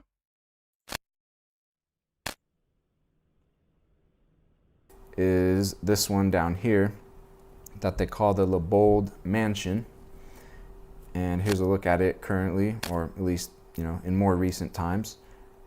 Cool stone building with a big tower shooting up out. Again, this is just like an old mansion building from like the late 1800s or early 1900s. It looks like it's maybe even been renovated, or maybe it's just been power washed or something, because it looks pretty good. So whoever has it is taking care of it. Out of the middle of it. Let's see if there's... And here's the interior. Like... Yeah, this is what the interior of that house in Saginaw looked like, too. This is just kind of what, like, late 1800s, like, manor houses kind of looked like. Extravagant, extremely fine, extremely... Can you get spurious symbology as evidence on the bingo? For what specifically? Advanced, extremely rich. This is not poor dirt. The wallpaper's a bit much. Yeah, it's ornate. That was the style of the time. Extremely fine, extremely advanced, extremely rich. This is not poor dirt cabin people. Again, does he not, like, do I need to show him, like, Elon Musk's house compared to his house and be like, hey, stupid mud person, why aren't you living in this house? If I showed this to Karl Marx's ghost, his ectoplasm would fizzle into nothingness. Architecture, not even close. And the timeline for when it was built, we're looking at 1 year, 1880. Less than a year. Started and finished. It's not even that big of a house! Of course it only took that long! In 1880. Less than 1 year for this thing. Our little stick wood frame homes don't get built that fast. And we have to wire them with electricity and have them up to code, and we need plumbing, and we need to make sure that we have all the permits, and make sure that all the employees have their tax information correct, and we need to have people come in and build the damn thing, and they're not necessarily going to be worked as hard because people have fucking rights. I don't know, man. Why are you like this? With all our advanced machinery, just a complete misunderstanding of the problem. Technology, computers, transportation systems. We're not building our stick frame homes that fast, but back then they're doing this in less than 1 year. Yep, it's not that hard. Absolutely insane. Does not make sense. Not only does it not make sense, it doesn't make sense to you because you do not have all the information. It's a lie. Ness County Bank, this is the one in the dead center right here that I talked about. Did 2 previous videos on this one on the exterior of it. How does he feel about the White House? He thinks it's Tartarian, of course. It's neoclassical. The whole, like, capital they think is Tartarian. One on the interior of it, and they say right here it was built 1888 to 1890. They actually started in like July 1888 and then finished towards the end of 1890, so it was, at least in the story that they tell us, so it was really like a 1.5 year build. Insane. This is huge heavy stone right here. Like at a minimum, these are like 6,000 pound stones. And you think each stone is 6,000 pounds? No, it isn't. There are a lot of these stones all over the place, perfectly stacked. And another thing that a lot of times people don't consider is, yeah, okay, so it's buried. You can see levels descending. It's not buried. That's a basement. It's a basement. Have you never been in a basement? Like this right here is a window. Like it's when this, like originally this is a window right here, but this staircase that they built up to it is new. It doesn't match the rest of the stone on the building, and they turned it into a door because these aren't Why is the main entrance with the arch on the left on the same level then? Look at, there's literally the main entrance to the left with an arch that's clearly the entryway when it was built. Like, don't get me wrong, this door here may have originally been a window, but it's not because this was the second floor. They just maybe needed a second entrance. This was the main floor. Thus the fucking door on the left. These buildings aren't original. Harold Ebleman says, funny how everything built by brown people, by slaves and broke immigrants was actually built by magical aliens and mythical civilizations to these fuckers, huh? Must be a coincidence. To us. And so we have to make new entrances. And so this is another common thing across all these buildings is windows are punched out and turned into doors, so we have better access points into these buildings because these levels and how the levels sit and getting into these levels, it doesn't make sense how where the street's at and where the building's at, and so you just go, okay, well, let's just Does he understand you can see municipal buildings being built like this today? Like, many municipal buildings are built out of, like, stone and stuff. Does he know he could go to a construction site right now somewhere in this country and almost certainly see a building like this being built? Marcel Paul with a 25 stream streak says, I like the idea that someone supposedly unearthed an ancient building, but not totally, and left one level half buried. Guess they got lazy just before the end. It's always like that. You're close, and you're like, close enough, right? this window into a door. We got to put some steps now there so we can get up to the window, and we'll just have people walk in through the window. Yeah, it could be a fire code thing. Which is now a door. Very, very common thing to see. Very cool building. I definitely recommend checking that out. And then next we've got the, where's it at on here? Top right corner, the Seeley Mansion. This one's really interesting. If you go back to like my oldest videos on this channel, you'll see like I'm on the East Coast in like Ohio, and they've got full cities that are just full of buildings that are completely white siding, like the panels that get laid over the outside of the building, called siding. I know a lot of people will already know that stuff. Some people won't, so that's why I'm explaining it. But like, there's full cities of white siding laid across these big old stone buildings to make them look newer. But if you take off the white siding, it's some super old stone sitting underneath those, and I think that's what we're seeing right here with the Seeley Mansion. Get this pop-up out of the way, because you can see, like, look at the bottom of it. Very, very old stone. No problem, Jay's a proxy. Oh, I was about to say, the buildings are so heavy that, yeah, you can see some buried levels, but there has to be more under that, because there has to be a big, strong foundation for all the weight that you're stacking on top of that.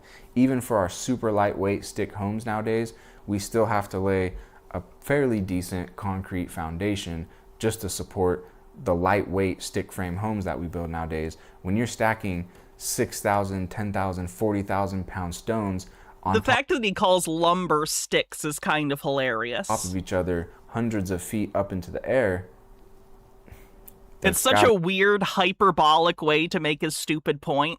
Be a huge foundation there for it. So it's definitely a thing where these buildings descend much deeper into the ground. And this one, they say, was built, it was commissioned in 1904 and completed in 1905. See, this is where it's like, these are just crazy rapid timelines to get this stuff built in a time period where people were poor and living in dirt cabins. Okay, so that's everything, I think, on this 8 Wonders of Kansas. But there's some other ones, just while I was doing some research, I was like, dang, I wish I would have seen these. Definitely want to get back to Kansas to see these. And what are these doing in Kansas? Like this one right here, what did they call this? They call this the Chapel of the Veterans, and just a huge red brick with some other huge stones mixed in. What about it? Beautiful. Again, beautiful. it's just a church. It's just a church. Architecture with gargoyles shooting off of it. Yeah, like this, like Again, is this Protestant? Is he a Protestant? Is this like straight up he's a Protestant and is very confused by ornate churches? Gargoyles. Like, dude, he's used to ones that you walk in and it's like a community center. It's like a creepy like structure that looks like an office but with a kitchen. Protestants. What cowboy living in a cabin, pioneer, coal miner, pilgrim is building huge stonemasonry buildings that are way too heavy, impossible to move, and then also adorning them with... That's a really sweet gargoyle. Copper gargoyles. Oh, it's just because they liked European architecture influence. Yeah, dipshit. This one right here... that's the end of the statement. He's not even gonna like make an argument, just like, I'm a guy and I think other... Like, what? I'm super smart. I think otherwise. You trust me, right? The fuck is this? Is the Deitch Hall, they call it. Very, very cool. You can see it's just got huge stones everywhere. I mean, it's just basically just castle, got this huge castle tower on it. And then you're just finding extremely detailed, extremely skilled stonework. You know, they got this animal. Does he think everyone was a cowboy? He seems to firmly believe in history as a series of hats people are wearing, so it's possible. Right here. And then you got these pillars with different birds engraved on them, different heads, different flowers. Here's one I did a little video on. I stayed, this is the city that where I stayed in the Airbnb, the old city hall that I was talking about. And it's this building right here. The building that I stayed in is very similar to this one, but this is a different one in the same. That doesn't even look old. That looks like it was built in like 2003. City. And what you find on top of this building is, there she is. There's the robed woman, and she's holding... That's Justice. That's Lady Justice. The sword of truth and the scales of equity and justice, the scales of mercy and justice, because that's God. He's the one that balances things perfectly. It's not about God. Oh my goodness. Just a Peach with a dollar says he thinks that it's a stone house because of the stone foundation. That was a wood frame house. He's an idiot because Methodist churches on the East Coast are brick and a little fancy. He's the judge. He's the one who can correctly decide between justice and mercy. And she's robed. Once again, it's the woman. Is 2003 older than him? Could be. Shit. I see people at work who come in and they were born in like 2006. I think I saw one person that came in that's like a full-ass adult. And they were born the same year the iPhone came out. And I was just like, what am I doing with my life? From the Bible, the bride of Christ, the wife of the covenant. She is the symbol of God's covenant with his people, and she's all over this architecture. You got this building right here. They call it the Masonic Center. This is in Salina, Kansas, and it's just this really cool temple-style building right here. Supposedly an old Masonic temple, like for the Freemasons, which, you know... You're old enough to be my mother. Oh, that reminds me! That reminds me of a thing I gotta do. So, funny story, chat. You know how I have no contact with my parents, who are bad people and alcoholics? And I tell you guys about them sometimes? Of course I have them blocked and cut off, and have for years. Unfortunately, my lovely mother decided to text my spouse and say something along the lines of, Hannah needs to keep my name out of her mouth, or whatever, because she doesn't want to hear it. Now, here's the response to that. Why are you watching my stream, you crazy fucking bitch? Get out of here. What are you talking about? You narcissistic crazy person. You watch my fucking stream? Leave! Get the fuck out! What are you doing? You psycho alcoholic piece of shit! Leave! This is not for you! You don't get to see me! Bye! Don't come back. I will be saying bad things about you just to make sure it's uncomfortable, so you leave! You want me to talk about how touchy you got when you were drunk?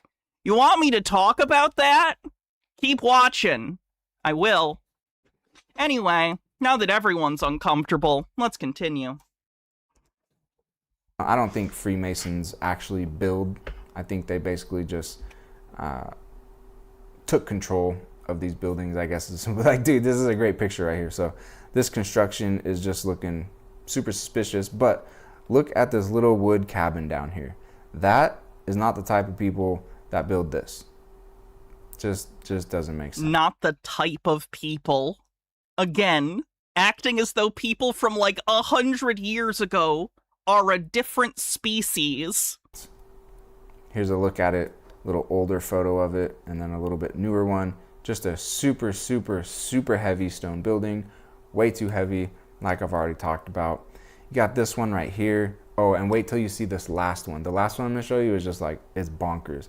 But just another huge stone one right here. Huge tower shooting off the top. You got lions engraved in stone. I know that erosion probably played a great deal in the current condition of this lion. But that's like a C+ lion, right? At best. Stone, super, super heavy stone lions. You got random faces engraved in stone. All this in a time period where they were poor, and so you'd think they'd be spending all their time trying to plant crops and grow food and feed themselves, but no. Do you think everyone in the 1800s was a subsistence farmer? In like the late 1800s too? Do you know when like the first and second industrial revolutions happened? Oh my god. They're carving lion heads and faces and, I don't know, 200, 300 foot towers. That made a lot of sense back then. All right, let's just skip to the last one now. It's the Topeka High School. Let me go to this photo right here. This is the Topeka, Kansas High School. Once again, we need a 300 foot tower shooting out the middle of all of these buildings because of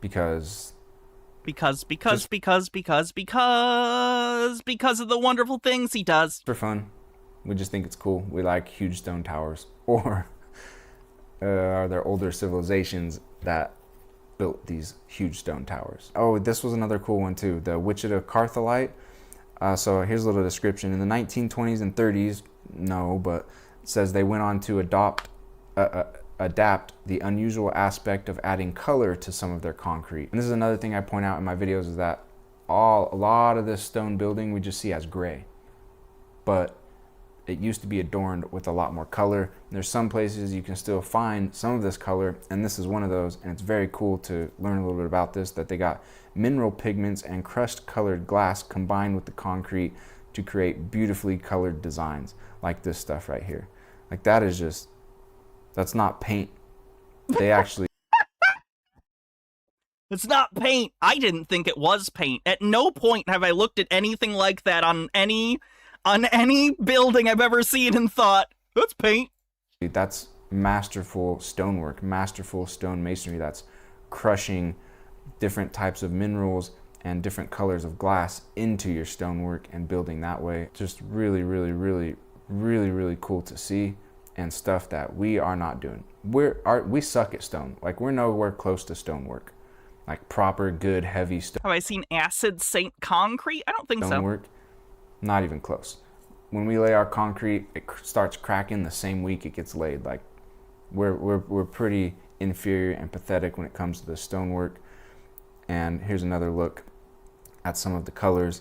Like, it's just, this is honestly one of my favorite things I've come across, I think, because it's just so cool to look at the colors that are here. And then that's not painted, it's just crushed with minerals and glass. Amazing. So that's a wrap. See you in the next video. He's interesting. He is so interesting, so confident, but so little knowledge. They say it was... All right, anyway, let's move on to someone else. We've spent plenty of time with him today. I know I had a lady in a building in one of these that I pulled up today. Not her. She's remote viewing Tartaria. Not him. Not them. This is her. Emerging on the face of the earth, a new human, an infinite human, and who was he? His channel name is We Zombie with an I City Tours on YouTube. I don't know his name, nor do I want to know, but that's his channel name. that infinite human is you. Join Elizabeth Monroy weekly for enlightening discussions, multi-dimensional journeys, profound meditations, and empowering visualizations as we co-create the new consciousness renaissance together with other blossoming infinite human beings who are shifting the old paradigms of our broken, fragmented, finite 3D Earth and alchemizing it into a more expansive, unified, loving, infinite reality by reclaiming their true divine infinite power within as the co-creators of the new infinite Earth. Join us weekly for the Infinite Human Talk Show, hosted... Hold on, I need to save this channel, I think. The speech is AI, the intro is AI, but the most of the video is her just walking around doing a Tartaria thing. by Elizabeth Monroy, every Monday at 9 a.m. Pacific. Infinite human beings are all that is. Oh, she didn't even, finish off the... Okay. Steve with the Q says, when business speak meets conspiracy brain. Very true. Oh, we're halfway through the stream, by the way. If you're on YouTube, do me a favor. Hit the like button. I'd appreciate it. If you're watching the VOD later, hype the stream if you can within the first couple of days. And if you want to support the channel, you can always do so on YouTube using memberships or super chats. And on Twitch, you can always use bits or subs. We're also working our way towards this tip goal to read Alice in Wonderland together. So, thanks, everyone. Ever has been. Oh, and they're still doing 35% off gift subs of 5 or more until the end of the day. I never shall. Hydrate, will do. I'm just going over the day, this magical, mysterious, amazing day in my mind because so many amazing things happened with Jenny. Thank you, Jenny, for coming along. She heeded the call intuitively. And we came here and I guess we were kind of like alchemizing seamstress because we connected the past to the future on the organic timelines of the Crystal Spiral at this beautiful, beautiful ancient Tartarian structure that has been That's a lot of eyeshadow under her eyes. hidden in plain sight. What? Oh. I used to come here when I was a child. I never understood what I was looking at, but now I certainly do, thanks to E.M. Parks. I understand that this was not built in 365 days by a wealthy American man, as all the history depicts. We can do word salad, sure. Word salad, where is that? And it also shows time. Everywhere we are, there's clocks and times, and they keep kind of programming your mind with 755, 1910, to keep us in that AI time loop of their fabricated time. Okay, this is another person that needs some intervention, methinks. So I feel like this is very timely because, as you will see in this video, I'm going to take you through this amazing place, and I'm going to show you how, because the frequency fence, or what many people know as the Matrix, which is a... God damn it, the Matrix on the bingo card. clocks are a conspiracy now? I guess so. The Matrix on the bingo card. Could be an AI psychosis, could be regular psychosis too, and she just likes AI. A low-frequency fence that has fenced in our consciousness and our planet and kept us quarantined from infinite divine technology, which it abounds throughout the multiverse. All right, thinks sci-fi technology exists on the bingo card. Okay, I think she's gonna fill out this card real quick. Sorry. I'm going to show you that it's bleeding through now. It's coming through. And our consciousness is now able to recognize this. And we're not being scammed. And it's also just coming out. Now, over here, if you She said the universe. She didn't say dimensions beyond our own or another dimension. look at this, this is a typical mudslide building Mud flood, not mudslide. that we haven't really been able to see. But if you notice, the windows are underground and they keep going.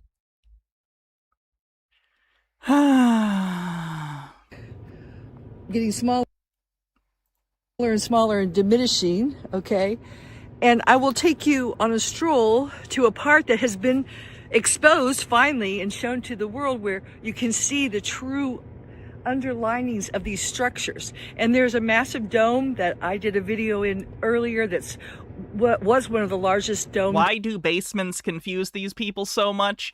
In that case, it's kind of interesting, where it does seem like the first floor is mostly above ground, but then as it goes to the right, it does seem like the ground level is higher, and they didn't get rid of that, so it is sort of underground under the mountain parts.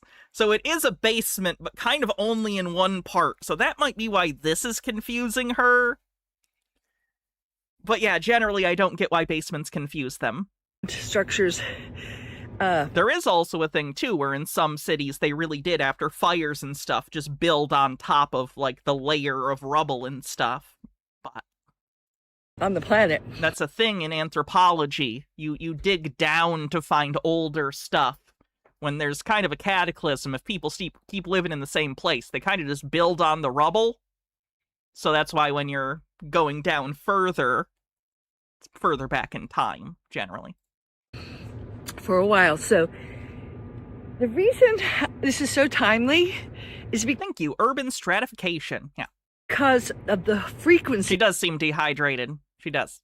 And anyone that's been following or feeling it knows that the solar flares are sending these crystic codes to us. The human residency is bringing up the energy of the Nomi seed. We are shifting frequencies, and frequencies are, we call them timelines, shifting timelines, but what we're really doing is our flash sequence, because there is no time. So we're experiencing flash sequences that are speeding up so that we are actually entering or returning to our proper place in the multiverse and our proper dimension from which we were pulled out of. It's interesting to me how much pop culture influences delusions. 20 years ago, unless you were a sci-fi fan in the first place, I guess, I think your average person experiencing some level of psychosis wouldn't have mentioned the multiverse. But of course, the multiverse has been so hot as a trope in media for the past 10 years. So I've seen more and more people with psychosis, saying things about the multiverse. It seems obvious to say, oh, your delusions are inclusive of things that you hear about the most. I know, but it's just interesting to see in real time people bring up, multiversal stuff when they couldn't give less of a shit about it 20 years ago because it wasn't in the media they were engaging with.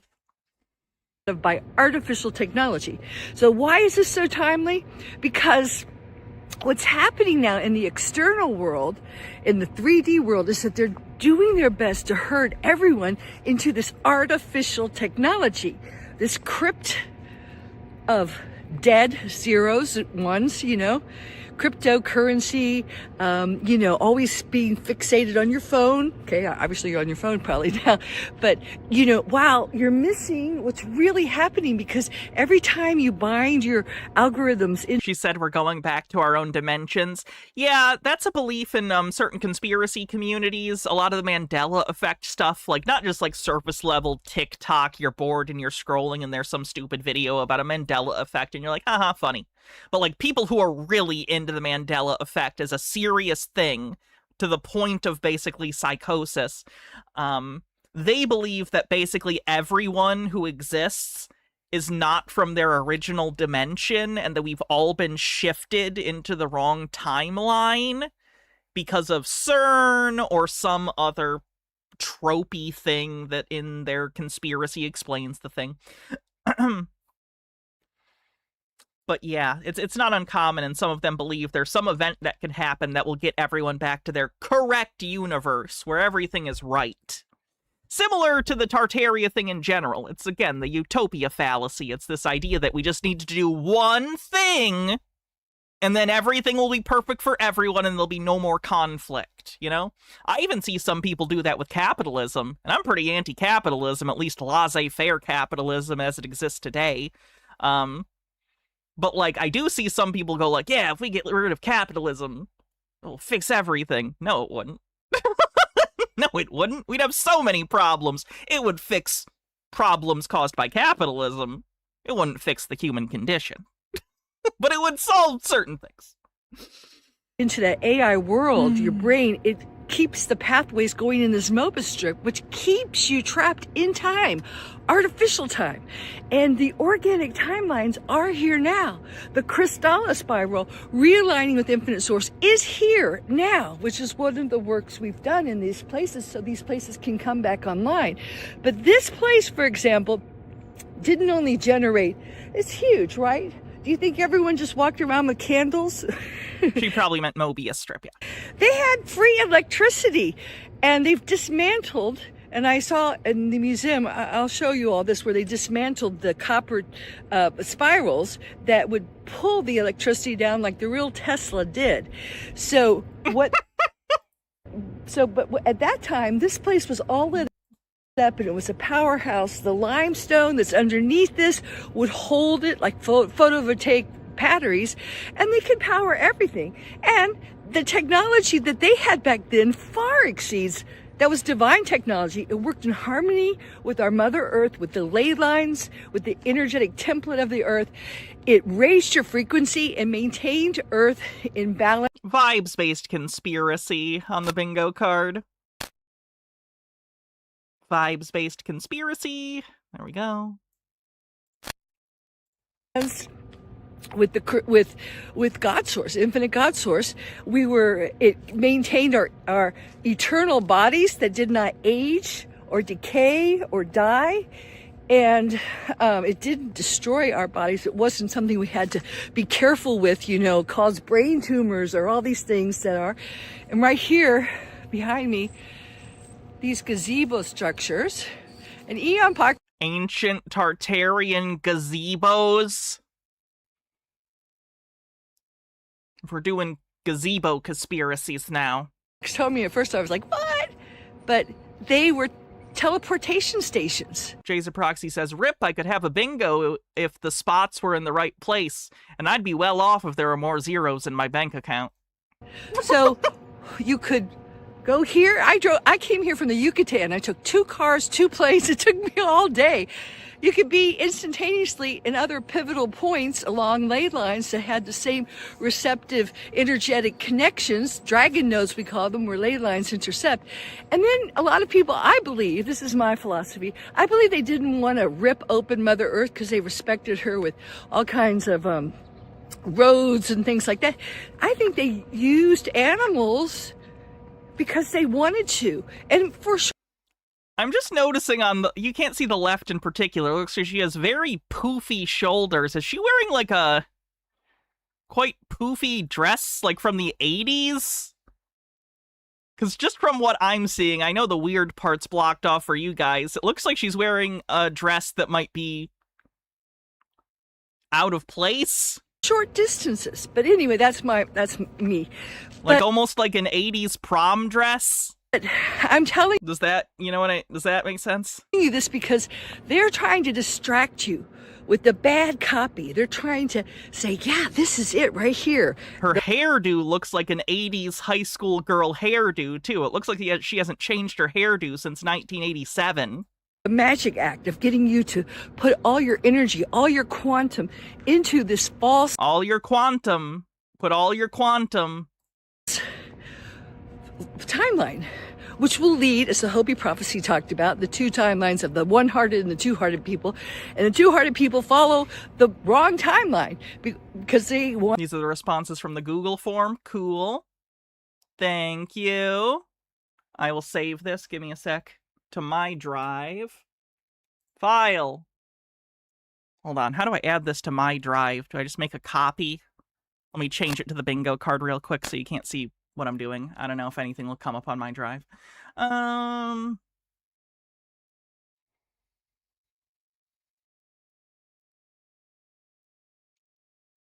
Make a copy.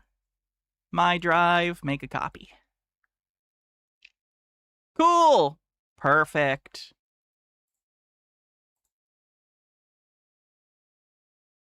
Thank you very much. I was able to get a copy of that. So cool beans.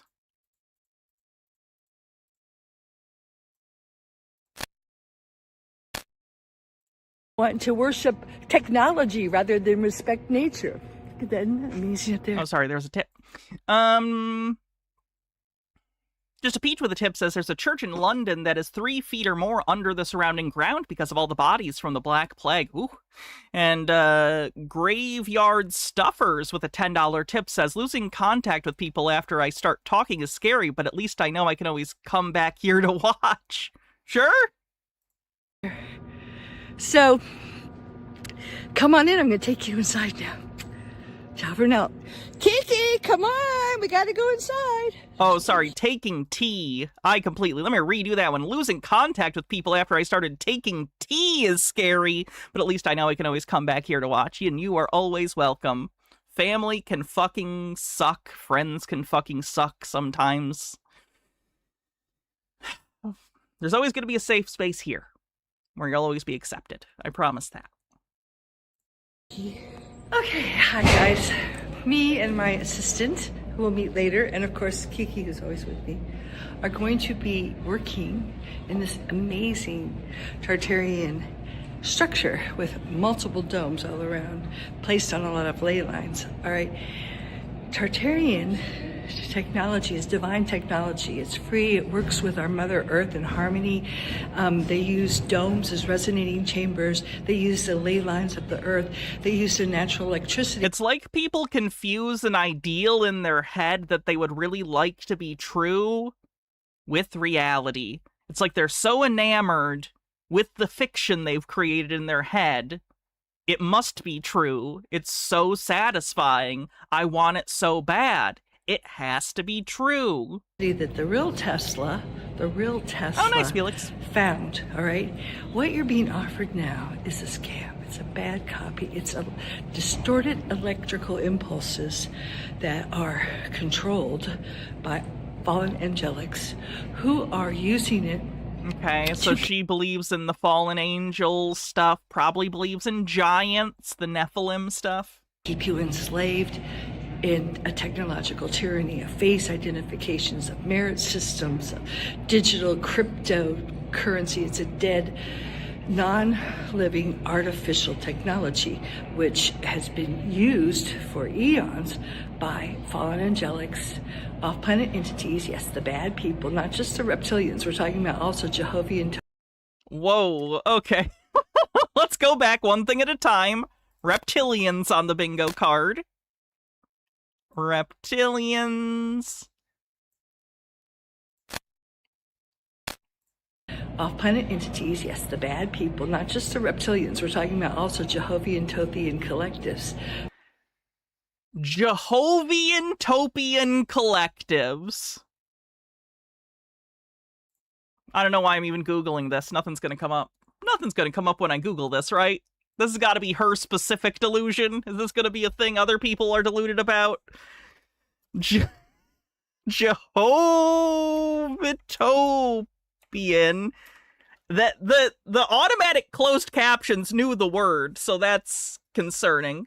Jehovatopian. No, I do not see Jehovatopian anywhere, luckily. I wonder if what does she think it is? I don't know if she's a Jehovah's Witness. I don't know. Who are now running the planet and want the whole time matrix, and they're trying to Of course, the time matrix. pull you into phantom, into the Fibonacci spiral of death. Okay, that's a lot of The Fibonacci spiral of death, which is apparently entirely concentrated within the phantom zone. terms right now, but basically it's artificial. It is not beneficial to organic life forms. This Tartarian ancient technology that they hid from us in plain sight, these people took credit for all these amazing structures. They didn't build them, they found them, and they used them and polluted the ley lines for their own world control and economic manipulation. And you'll see a lot of the elites have come to this amazing place. It's amazing. And I came here as a child. I never knew what I was looking at until my frequency raised and the net has started to be dissolved. And now I'm seeing what it is. And this is a little look at it behind me. It is amazing. And these places are going to be coming back online as part of my job and people that work with me. And Looks like the kind of restaurant that your grandparents or parents really like in their city, and they make you go there every time you visit, but then you go and it's like the blandest food ever, but like maybe with an atmosphere that appeals to older people. You guys, is this specific only to me, or is this relatable? it's going to be amazing because we'll have technology like you never saw before that will raise your frequency, heal you, and it works with Mother Earth and all organic life. I am walking through the main lobby here at the, isn't it amazing? French Lick. And this just looks like Europe to me. I feel very at home here. And it's really just old world Tartarian architecture that's been, maintained and restored with lots and lots of money. So It's gotta happen, Bronze Golem. Like, conspiracy people sometimes find each other, so maybe it might even be another conspiracy theorist that takes her on a date. and we have the gods and goddesses up here. Fuck 'em, Carpcosian. Fuck 'em. Now, I think I have a philosophy about the gods and goddesses. Yes, they've all been hijacked, of course, but I think the original ones were simply, guardian. Oh my god, this is like, it's not even good. It's not even good. It's guardian races that were incarnate. Many of them were us, and we had certain positions, and we worked with the elements. So that's why the god of this, the god of that, in their true form during the golden ages. But when they were hijacked, they began to sacrifice to them, and they began to disconnect and use their energy. Look at this fireplace, isn't that amazing? It's a fireplace. And everywhere is clocks. Clocks, clocks, clocks, clocks. Why? Because that's how they capture time. That's good, Carpcosian. That's good. And the clocks are all on different timelines. And those are the fragmented artificial timelines that we have our altars on, alter identities, which we call past lives. Did you hear that? I said, we have our alter identities on these fragmented artificial timelines. And part of ascension is to bring them all together, to heal them, and to become whole again, or wholly. Now, I want to say one other thing, because when I first heard this, it kind of freaked me out, and I thought, no. But someone was saying that a lot of times ghosts, and I just want to say, yes, there are ghosts. Ghosts, what are... God damn it! I gotta get on my ghost bullshit again! Ghosts? Okay. As someone who debunks and talks about, like, the psychology of conspiracy theorists for a living, ghosts aren't technically a conspiracy theory, right? They're like a cryptid, or they're like a mythological justification for certain things. I kind of consider it in the realm of conspiracy theory, though. And in terms of conspiracy theories, believing in ghosts is one of the globally most popular ones. There is no such thing as ghosts. I guarantee there are people in my chat who believe in ghosts. Chat. Ghost believers in chat. I'm begging you to apply the same skepticism we apply to other conspiracy theories to ghosts. They're not real. There's no ghosts. Please stop. There's never been evidence of a single ghost. The more cameras and more technology for recording information we get, the less evidence of ghosts there is. There's no ghosts. You're a ghost agnostic. That makes me angry. Ghost. It's the kind of thing I don't really care about, like, doesn't deeply bother me, but, like, superficially it bothers me a lot. Does that make sense? That's my new catchphrase. Does that make sense? Fuck me, I say it a lot. Fragmented parts of people, us. You say ghosts with a Minnesota accent? I'm doing that intentionally as a comedic effect. I can say ghost. Ghost! I can say ghost. Ghost? Well, that's boring.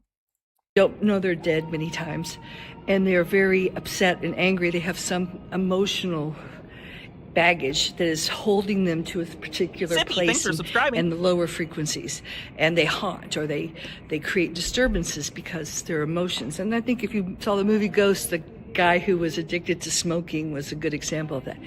But a lot of these things we see out of the I need to watch Ghost. So many conspiracy theorists reference the movie Ghost when they're talking about ghosts. I've not seen Ghost. I've seen other ghost movies with ghosts, but I've not seen Ghost. flashes of our eye, or we sense them around us.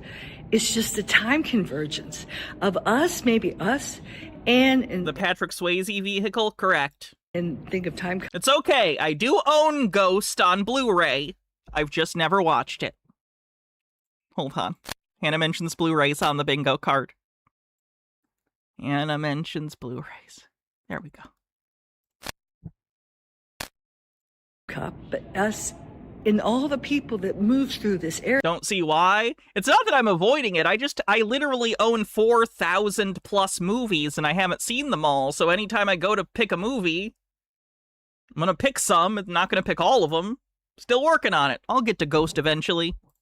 Area in the different moments of time. Like There's sensual ghost pottery. Yeah, and it's Patrick Swayze in like a really attractive period of his life, so that's probably going to be pretty good. I'll probably enjoy that. right now, almost like the movie Somewhere in Time. I can Oh, Somewhere in Time is great! Somewhere in Time is a Christopher Reeve movie directed by, why am I blanking? It's not who I think it is it? Janat Zwark. Anyway, it's a really great time travel love story. They filmed this in Michigan on Mackinac Island. It's a really great little Don't spoil it! What are you doing? What are you doing? All right, well, that's ruined now. Don't watch the movie. I guess you know the ending now. Fuck.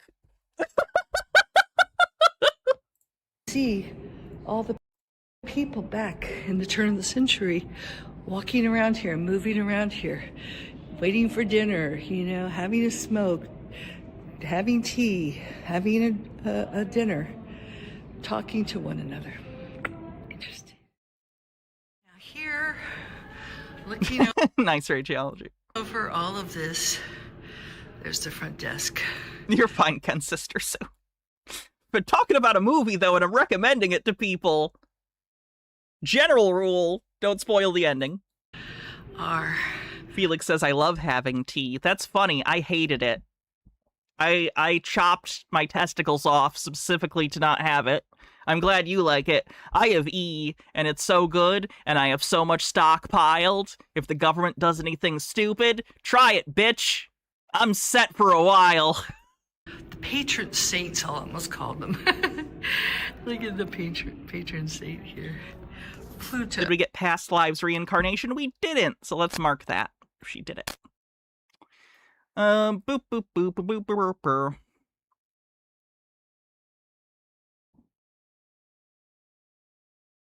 Where was it? Reincarnate. Oh, there it is. And, oh, I shouldn't say this. I won't snitch. I won't snitch. Never mind. Oh, what does he remind you of? All right, and there's two of them. There's another one, like bookends right here. And then here are the people that have taken credit for buying and building these incredible ancient structures. Wealthy elites.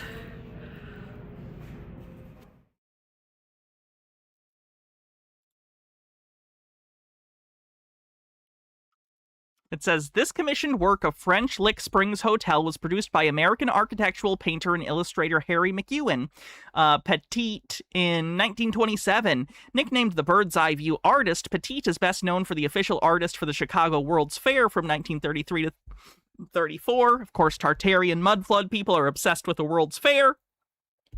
And the New York World's Fair from 39 to 40. The biographer's description of his technique said he had a knack for picturing in close detail subjects and sights as they would look today from an airplane with a lot of close detail.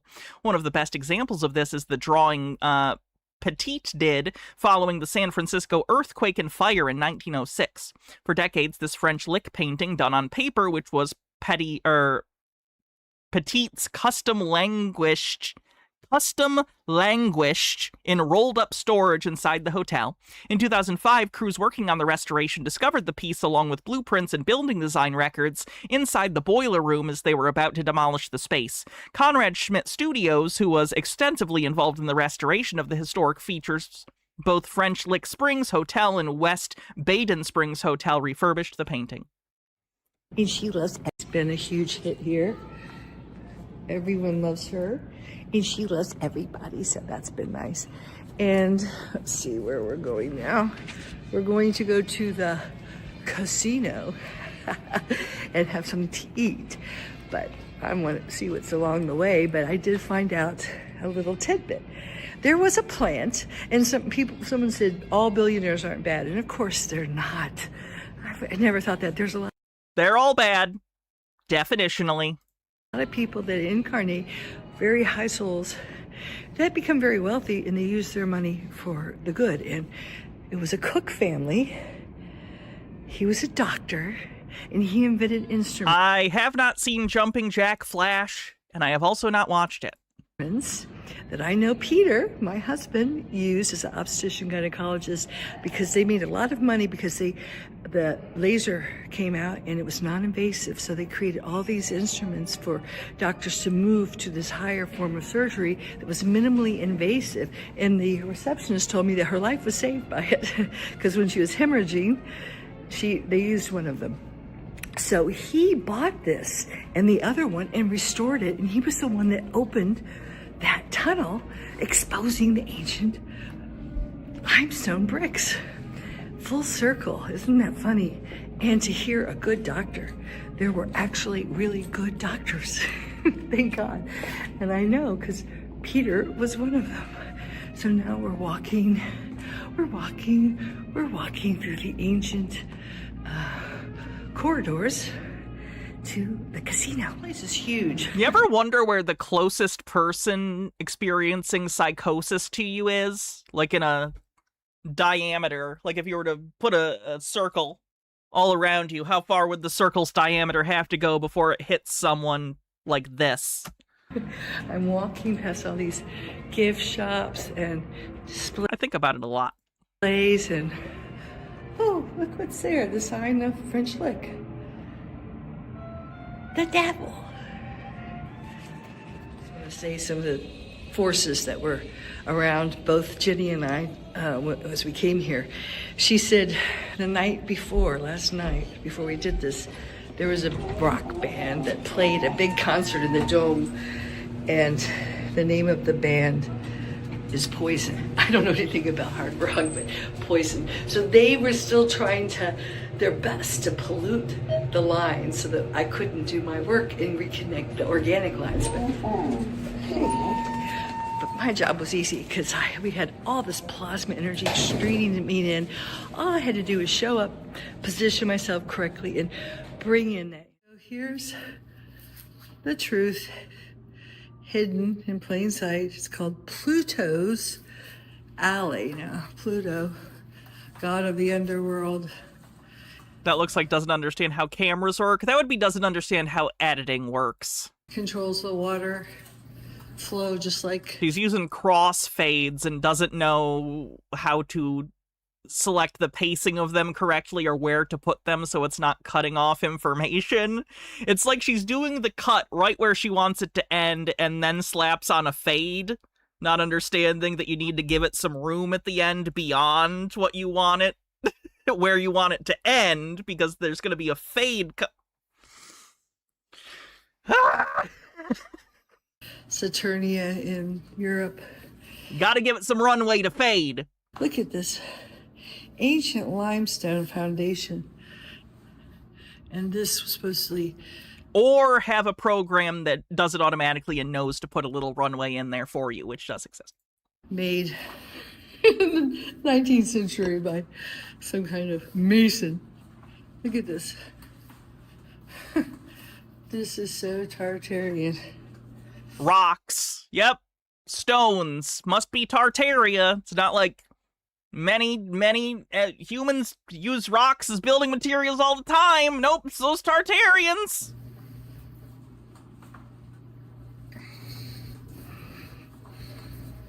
Oh, she's got a dog. Oh. This is the foundation of this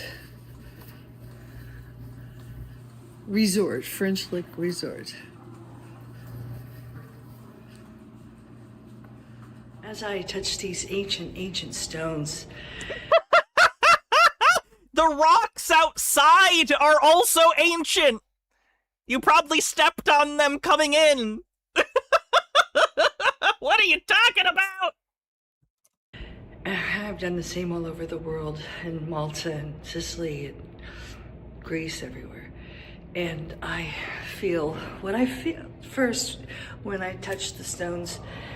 In other parts, just the goddess energy of women dancing in white robes with flowers in their hair and toning like I did today, and turning and dancing and doing, movements, kind of like intuitive, I think they call it ecstatic dancing now, movements in harmony, in unison, and singing and toning.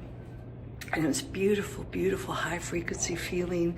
And the stones were just caressed and loved because we knew we were laying. Psychosis with manic features? Question mark? Energizing our frequency, infusing it with that love. And we were getting it back. It was this beautiful reciprocal kind of dance between the earth, her stones, her crystalline packed stones, and mania with psychotic features. There you go. Our bodies. Probably that one. Physical bodies, which maintained us in perpetual youth. Oh yeah, she very much needs help. Free of dis-ease, ease with infinite spirit flowing through us. And that's what we did, as we danced and sang and toned and moved together. And then when it was stolen from us, as all the temples were, this was like, well, it was used for child sacrifice a lot, and trafficking. Brachiology says, many years ago I was a tour guide on an archaeological site and have experienced this type of person, and it was a nightmare. That sounds terrible. Is there any of that experience you'd like to share? Because it sounds awful. From this end to that end of bringing children and then running water, but Mossloth with the 3-stream streak says the faculty guy at my boarding school was a formerly trained stonemason. He was from Ireland and had lots of stories and knowledge. One time the Queen's version of the Secret Service detained him because she was visiting and he was working on an old stone roof. Very polluted water underneath this to pollute and distort and disconnect the energy, lower the frequency of it, and the ley lines, pollute the ley lines. But we're coming back to that. That's what I did today. And I had the help of Kiki and Jenny, and it was amazing. We made up a trinity, and I can just feel the proper timelines have been set, and they're corrected, and they're just spinning out.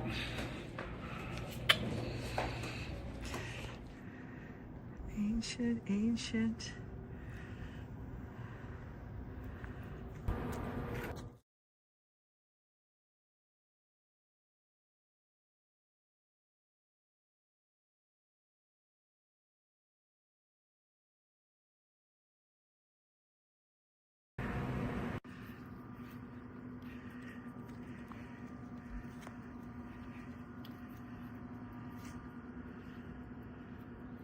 Radiology said, oh no, she's going to talk to someone.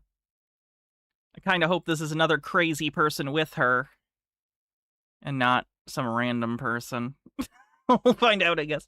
Radiology says, I had a very intense man inform me that the artifacts from our Bronze Age site was actually a king's famous lost treasure and we could sell his book in the gift shop. Lovely. You look like a schoolgirl with your book. Oh, loud. I feel like a schoolgirl here. So, Jenny, tell us about all the things that have happened to you coming here. And how do you even intentionally get audio this bad? what's going on? What you I feel feeling? like my eyes are opening up to see here things I would not have noticed before. I always notice everything.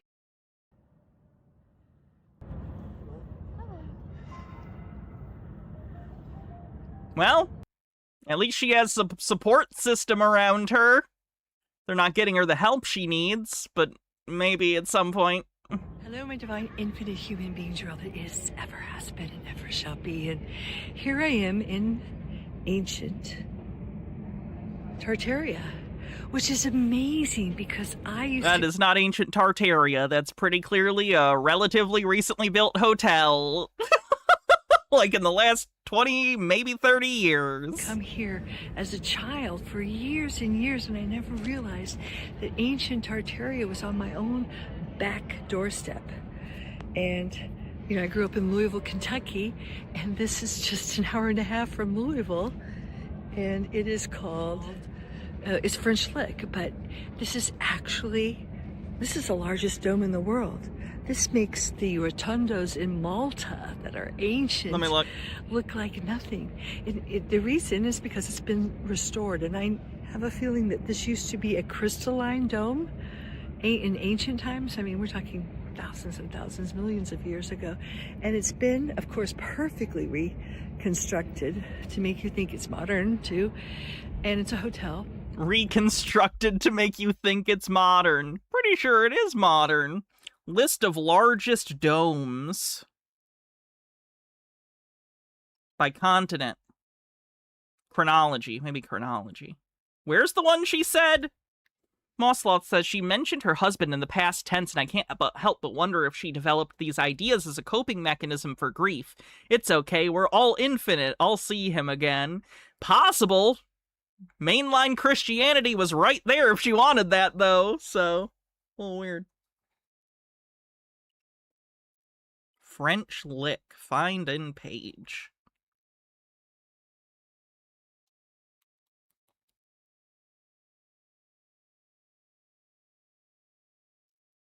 It's not anywhere on this page.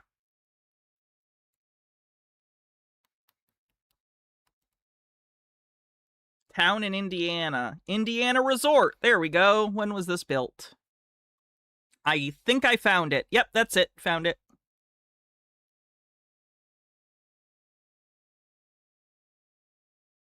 Let me see if I can find anything specifically about the dome. I'll keep this playing while I do. But it is ancient Tartarian, and the energy is amazing. When you go here and stand in the center, I ran some Crystalla spirals, and it is just incredible, this energy. I can feel the energy, and it is very high energy because these are on ley lines and they're resonating chambers and they hold the energy. So it's amazing. Look at this place.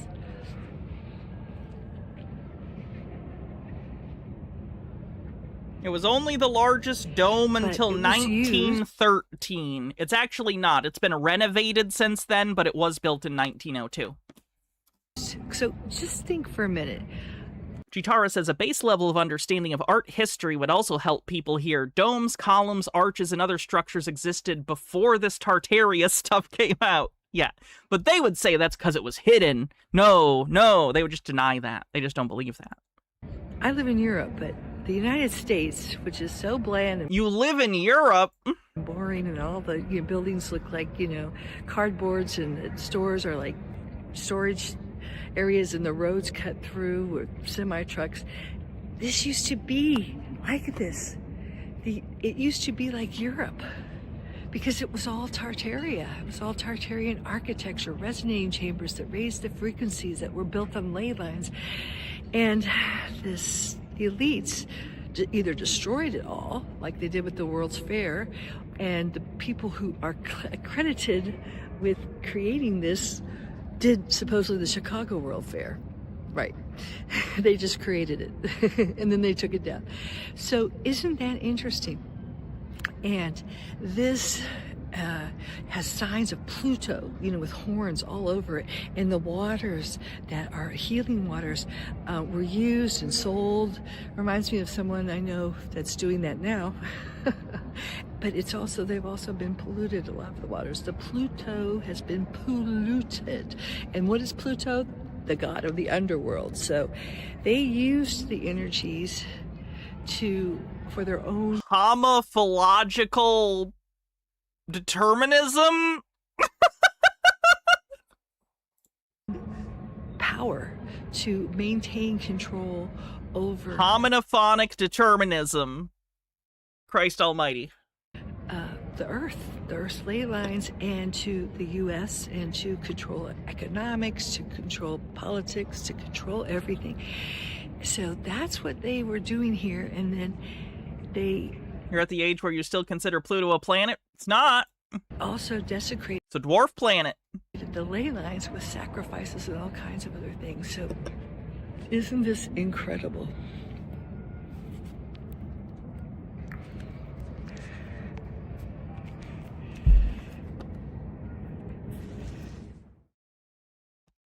Divine The helpers. hotel would love to collect Love my jewelry. I collect very special pieces around. Okay. I think that's enough for her. Oh boy, she does have a lot of stuff though, doesn't she? Escaping the Matrix, unlocking your true potential. Ancient Tartaria. Oh, this is only 22 seconds long. I'm in such a beautiful ancient Tartarian structures. And please rest in because it's hot.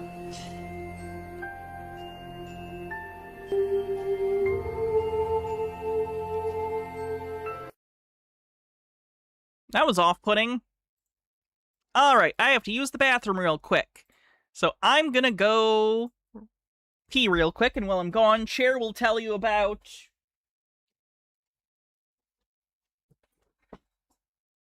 Fade to Black, the most relatable serial killer in slasher history. For me. Be right back.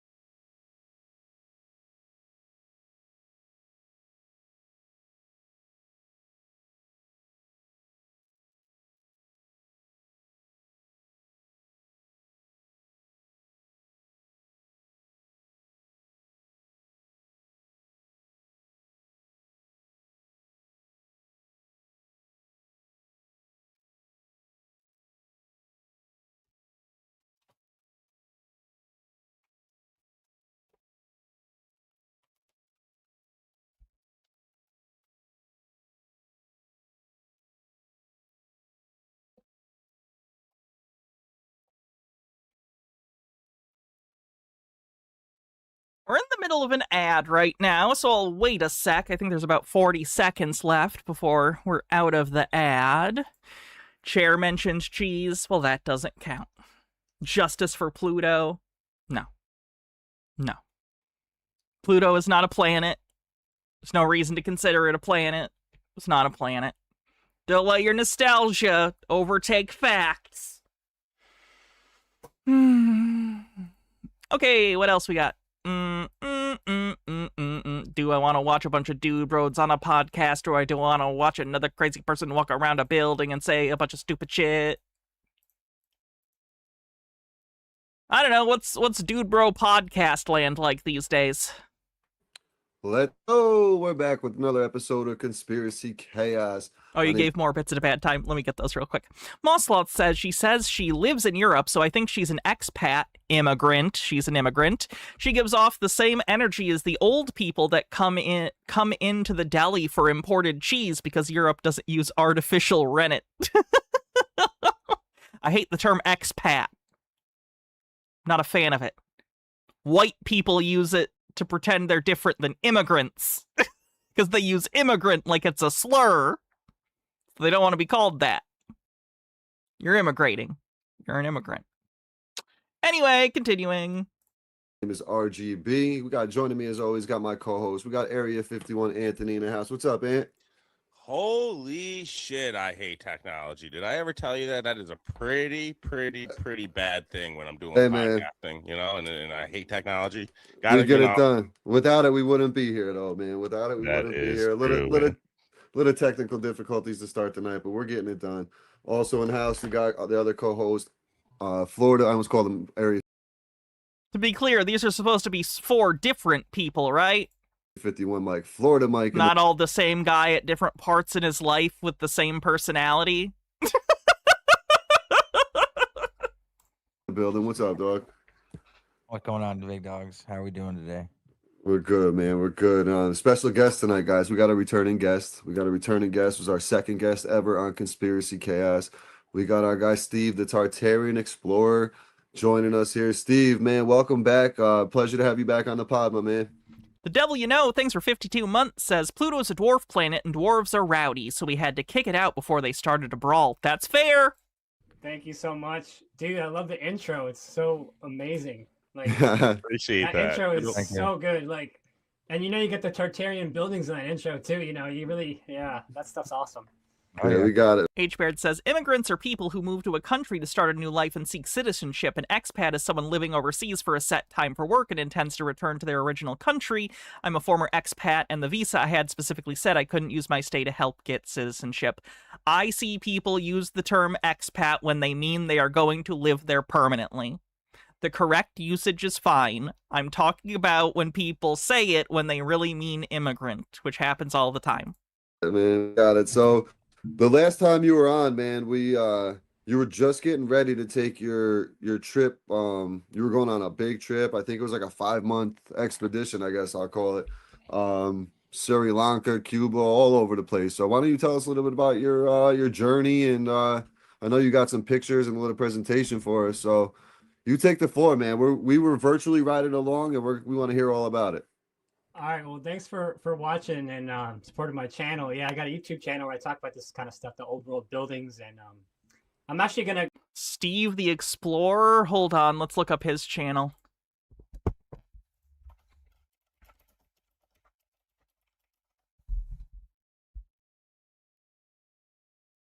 That's not the same guy, is it? Maybe did they put links to them? No, they didn't. Unless it's this one. Is this him? So this is a local guy who took me around. Jesus Christ. Okay. I have a little presentation, but it's going to go in reverse order. I'm going to start with Cuba. That's the last place I went to. But I did go to, this is Havana, Cuba. It's an incredible old world city, which apparently now it's like hard to get to. Did he just say in Cuba there's an old world city? Because they're like, what do words mean? Why do I even bother? Words don't have meanings anymore. So everyone's using context clues for every word. The borders are closed again or something, but I think like the thing about Cuba is they're this country that basically they didn't want to become part of the world order, the world economic what do you call it, the international conglomeration of corporations. They refused to be like assimilated into the culture of like, you know, American. Does he not know about like the Cuban Revolution? Does he not know why Cuba is communist? Or like whatever they you know what I mean. Do they not know why Cuba is not capitalist? Do they know why Cuba is Cuba? Do they know about Che Guevara? Do they know about anything? Money and everything. So they actually kept themselves away. And then, so now they have the sanctions for the U.S., right? So it's kind of interesting. Like, found his channel through another guest that bothered to link him. He calls himself Steve the Explorer, but his channel's a different name. Wonderful. Thank you, Tartarian Explorer. Yep, that's him. I will put him in my folder.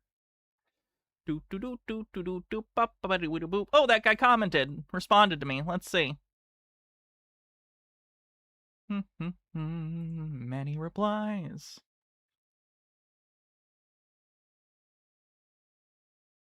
It's not. Okay, that's stupid.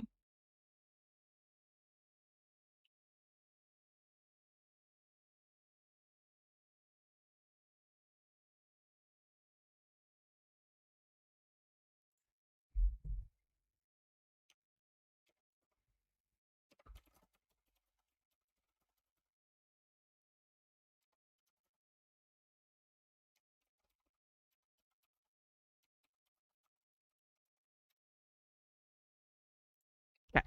Sorry, I had to take a second to respond to that guy.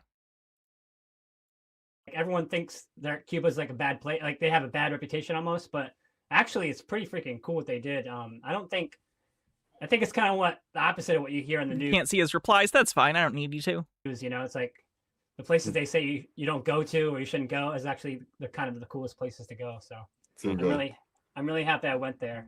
And so this is the capital city, Havana, and he did not like your info on mule teams. No, it's so beautiful. Also, now I'm very sad because the name on your YouTube channel. I'm very sad because presumably your name also means that. Are you still longing? So the thing about Havana, longing sucks. It was one of the richest ports in Spain, of the Spanish Empire at the time. It was like where they sent all the gold and silver from the Americas. They sent them through the port of Havana on their way to Spain. So they was right next to the Gulf Stream. So they would go right through the port to catch the Gulf Stream to go to Spain really fast. So that's why all the wealth and stuff is here, the riches. Let me see if I can pull up some more pictures. That's sick. Look at that. Just yeah. Take a look. Yeah. The detail on that is just. This is a theater, and the next left is the Capitol building. It's like a really impressive gold dome Capitol building. Those old lampposts, yeah, and of course you know about Cuba. You know about the old cars. Yeah, they have these. I'm sorry, are we gonna bring cars into Tartaria? Old cars because they never changed it since like the '60s. They're not allowed to get new parts. They have to just kind of reuse the parts because of the sanctions in the U.S. So yeah, really? It's crazy. Yeah, it's literally like Miami, like even like. I guess Scarface, Miami Vice, like that era cars are 60s and 70s, and like they have nothing modern. But they're pristine. No. They're like mint. They're mint. Like that's the same thing. Like I'm gonna say wannabe that I hope that's not true, and someday things might be different, and things will be okay for you. I wish that for you at the very least. Down in Florida with Mike, you can have you probably still got 98 Honda Accords running around where those up here are gonna be all rusted and beat to shit. 98. They have cars from the 50s, you idiot. 50s and 60s tops. Assault and anything else in the snow. So here's some of the detail of like the top of these buildings. Like they explicitly don't have vehicles from the 90s. Like that's why they have so many classic cars, because they kept having to maintain them because they couldn't get imports of new vehicles. Tell it's the little symbol up there, that's an old world symbol. Just beautiful place with the lampposts and just I'm kind of zooming through pretty fast here. It's all right. This is great. All right. Fuck them. Let's see who else we got. It's this guy's deal. Easy people. Hope everyone's doing okay. Today we're in the village of Stamford, Middle England. And it's a very interesting place indeed.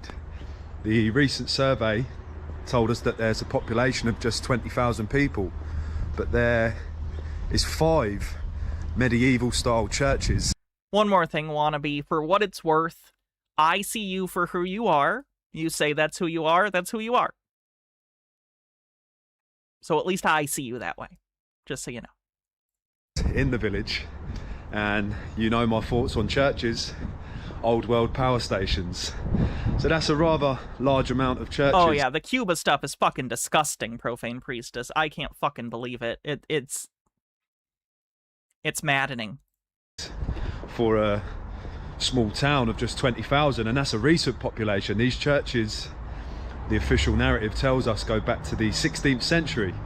So an interesting place indeed. So let's get ready to go for a wander. This is our first church on the high street. Already see ornamentation on top there. Really interesting levels as well with the church, so we'll go over and take a closer look. Look at this, you can see the ornamentation there behind me. Really interesting. It's actually a service going on in there, so we won't be able to go in and have a closer inspection, but still lots of ornamentation. Very interesting building. That's one of 5, and no problem, wannabe. Anytime. Also the high street itself is really interesting, so we'll go and take a look just before we get to the next church. There's the church just behind me, and you can see the building right there, red brick chimney. So the outer stonework is not necessarily what the actual original brickwork is of these buildings, which is interesting. Now, I've just been inside the church. Huge organ in the corner. Organs being the sound healers of the organ frequency. Yeah, for those that don't know, the people that are into Tartaria are really into the sort of weird new agey idea of like vibration and frequency doing magic stuff and healing you. So they think that pipe organs in churches weren't just there to produce music that was awe-inspiring for the laity. No, they believe that they were for healing people with vibrational energy.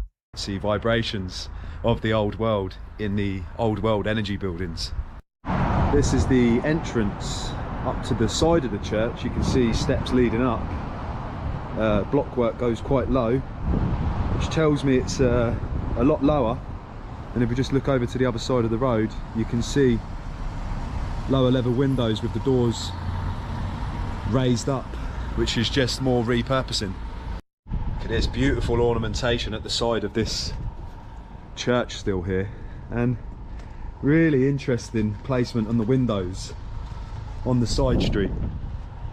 And also look at this brickwork here of a entrance of some sort, or perhaps, I'm not sure. Yeah, you can see it actually goes in. There's the roof.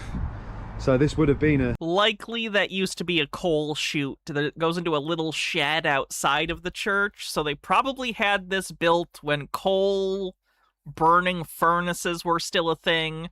For those that don't know, back in the day of coal burning furnaces, there would be like a chute on the side of your house or business or whatever where the delivery man could come bring his cart and then put a ramp down into it and basically slide a bunch of coal into the area that you have decided is where the coal goes. And then in your house, when you need more coal, you can go to the pile, shovel it into the furnace. So presumably this was a coal chute that was later covered because it no longer have coal burning furnaces, so they just kind of haphazardly bricked it off. An entrance. Do I live in one? This house, no. My house in Saginaw, yes. It's all sealed up, but there is a thing for a coal chute. So this definitely is a raised up pathway here, giving us more evidence of the mud flood event. This is us on the River Welland where we were. Sorry, Gitara. Let me find that. Where was it? Oh, was it quite a while ago? Wait.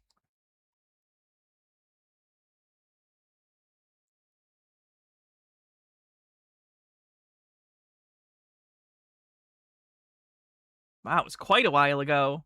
Or did it not go through? Because I'm not even... Oh, there it is. Gitara says, what is it with guys with shows like this who talk like they're running on 2 hours of sleep and have a sock lodged in their sinuses? I don't know. Podcasts are a blight. So are streams. Except mine, of course. I'm lovely. On the previous video for the viaducts, not actually far from the village of Stamford, you can see lots of the old world chimneys. See these here? All up on all of the old buildings. The church just there in the background, and we've got another one. It's Joe Rogan's fault. Don't fall for great men of history, fallacy. Just in front of us, what we're going to go and take a look at. Cass is also lovely. Look at this, just off of the high street. Old world red brick. Just here, just as we were walking up. Old world red brick. There's some lower level basement windows, repurposed steps up to the doorway. All of this is all along the high street, even bricked up ones there that you can see.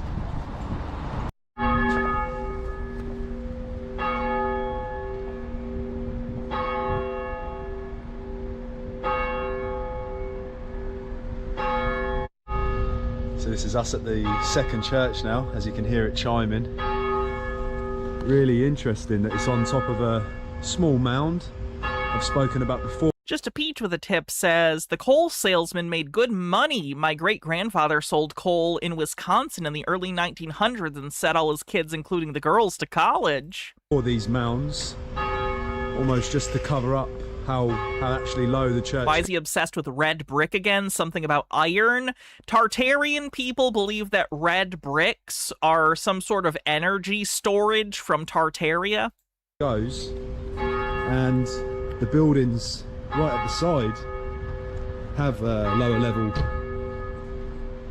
windows, some bricked up, repurposed doors there. Lots of the blue bits there that are covered up. It tells us that this definitely has lower levels, and this mound is almost a part that's added later to really repurpose the new leveling, which is just there. Just the other side of the bell tower, you can see the pipe works would have had copper iron rods in, and if you look, what? It runs all the way up. You think that those are pipes? He thinks they're pipes? To the top of the tower. Those are an architectural design feature. Like, they're like aesthetic columns, basically. They're like little... there's probably a real name for this in this style of architecture, but they basically look like tiny columns on the facade. They're not structural. They certainly don't carry anything. It's aesthetic. This would be creating the magnetic energy, channeling it down from the top point. Would have had a iron antenna on, just to give a better shot. And then with the spire on top, you can imagine the antenna being there, channeling the energy all the way through these iron pipe works, magnets.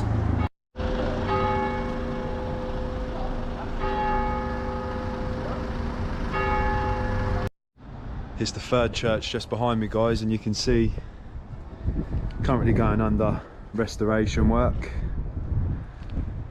New stonework being applied, which, you know. Wait a minute, I thought we couldn't do stonework in the modern day because it's so beyond us. You're telling me people in the modern day do work with stone? Wow. Just repurposing and hiding up the original works. But look, lots of lower level windows at the sides. Great building there just to the side of the church. Shows a new repurposed doorway. Lower levels. Just at the back of this church we have a beautiful old red brick Tartarian building and a really interesting doorway there. As you can see, it goes a lot lower down there underneath. Repurposed steps up, but a beautiful red brick, Tartarian red brick. You can see this doorway just next to it. This one's been bricked up. Bricked up. And same with the lower level part there. It's been covered over with stonework. Just a short distance from where we were, just want to show you. You can see these windows here, this middle window. And then these two would have been windows also, exactly the same, but just a repurposed doorway. Now we see this a lot, where the doorways on the high street that we find now in the towns and cities are not the original doorways. If you look closely, you can actually see the modern day rendering, the repurposing to come up to the new ground level. This ties in with the mud flood, the event that has happened, a catalyst, an event that caused great destruction within the realm and caused the ground level to raise up considerably.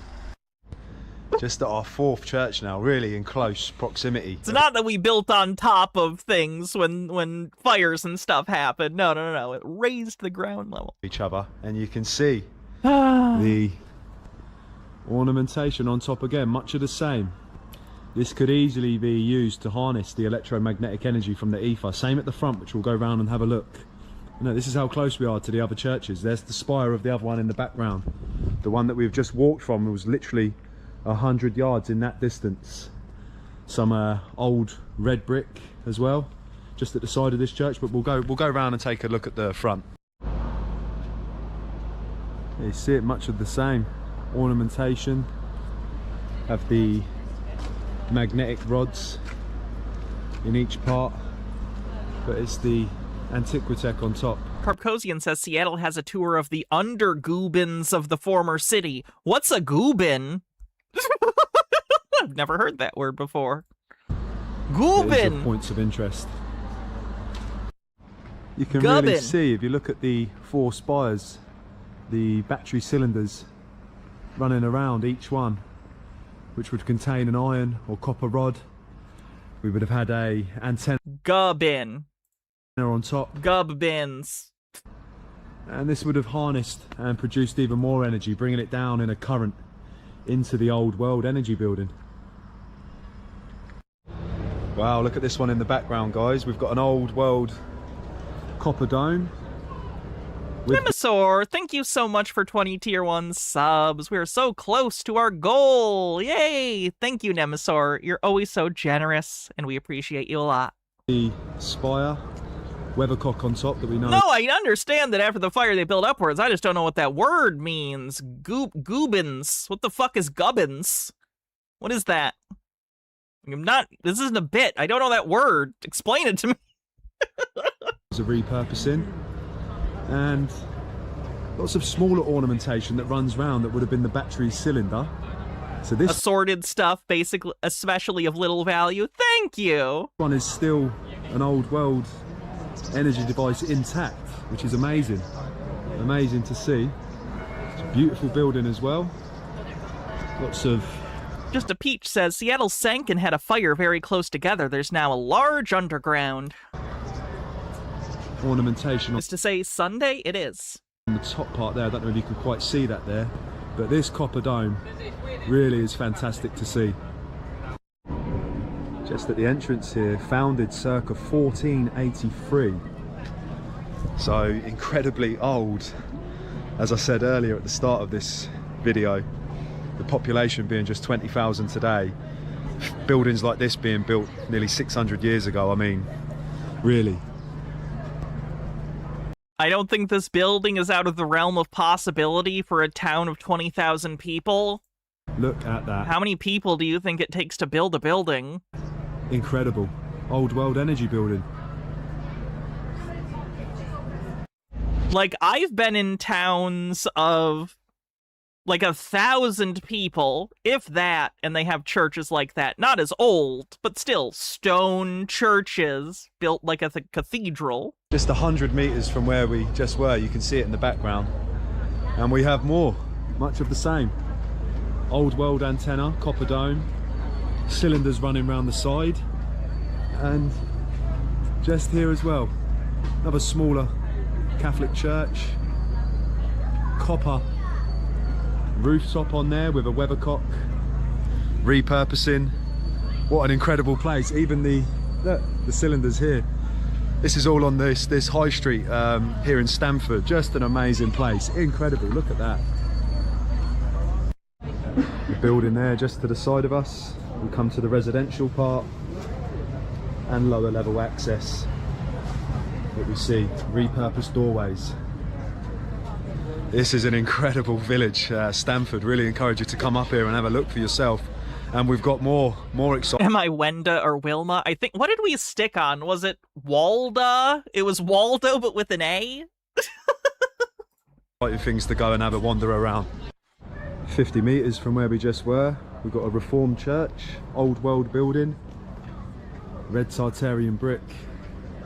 Old world antenna, you mean lightning rod? Yes, they believe lightning rods were used to gather energy. They're wrong. Just everywhere you look. Along this high street, this is where we are sort of at the moment. You've got two high streets, and everywhere that we go, finding more and more of the old world buildings and the Antiquitech still here, but not being used to its original purpose. But there's more repurposed doorways up with the lower levels below. This runs all the way along here. New steps leading up to the new level. Repurposing. Check out this incredible building behind me. I can't actually get in there, the gate is locked. Look at I am gonna film it though. that. He's certainly allowed to, but it is funny that he tried the gate. Red brick chimneys on the top there. Just a beautiful old world building. Again, a church.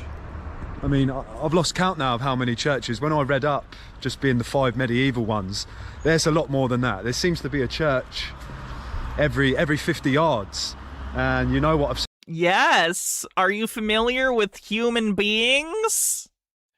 Spirituality is pretty big on the list of things that human cultures are fans of. A little weird. Maybe it's because I'm from America. Like, having 5 churches in a town of 20,000 people is, like, not as many as you would have in America. We have churches everywhere. They're fucking everywhere. There's so many churches. 5 in a given area is not many at all. Said about the churches, cathedrals, they are old world energy buildings, harnessing the electromagnetic energy. Look at this here as well, we've got a bell tower. You could easily imagine iron antenna being on top of there, harnessing the ether, the electromagnetic energy. What an incredible place. Stamford School. That's a school, that one is. Wow. that's some school. I don't think it was built as a school. Maybe not, but things get converted. In its original inception, that's for sure. So we've walked about 200 meters down Priories Road to St Leonard's Priory. Now this was founded about 1100 by the monks of Durham to administer their southern properties. 2 eastern bays of the original nave are early 12th century, 3 western bays a little later. The fine west front collapsed in 1833. What a very interesting year for something to collapse, eh? It's much like the Battle of Hastings, 1066. We see these numbers that have great significance keep reoccurring, but look at this building. What? Look at it. Just here on these grounds, this is energy capacitators. Now look at the side here. Magnet. Capacitors, capacitators. We have huge archway magnets. Look. Why do you think they're magnets? Do you have anything ferrous on you? Try and throw it at the arch. See what happens, dipshit. Fucking magnets. How do they work? Incredible. Incredible. And as the placarders, you can tell they're magnets because of the way they are, told us, the impressive front has already collapsed. What a blessing it would have been to see that.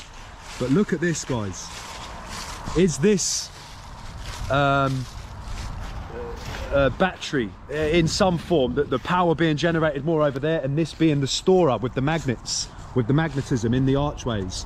Just a thought throwing that one out there, because it was about 200 meters along the road away from all that we have just seen up there in the town center of Stamford. An incredible place. Oh, that's the English pronunciation. I gotcha. It's like aluminum versus aluminium. I gotcha. Really? Look at it as well. Beautiful. That's the danger you take when you try to be a smug asshole. Sometimes you're wrong, and then you're just an asshole. H-Bird says capacitators with a link.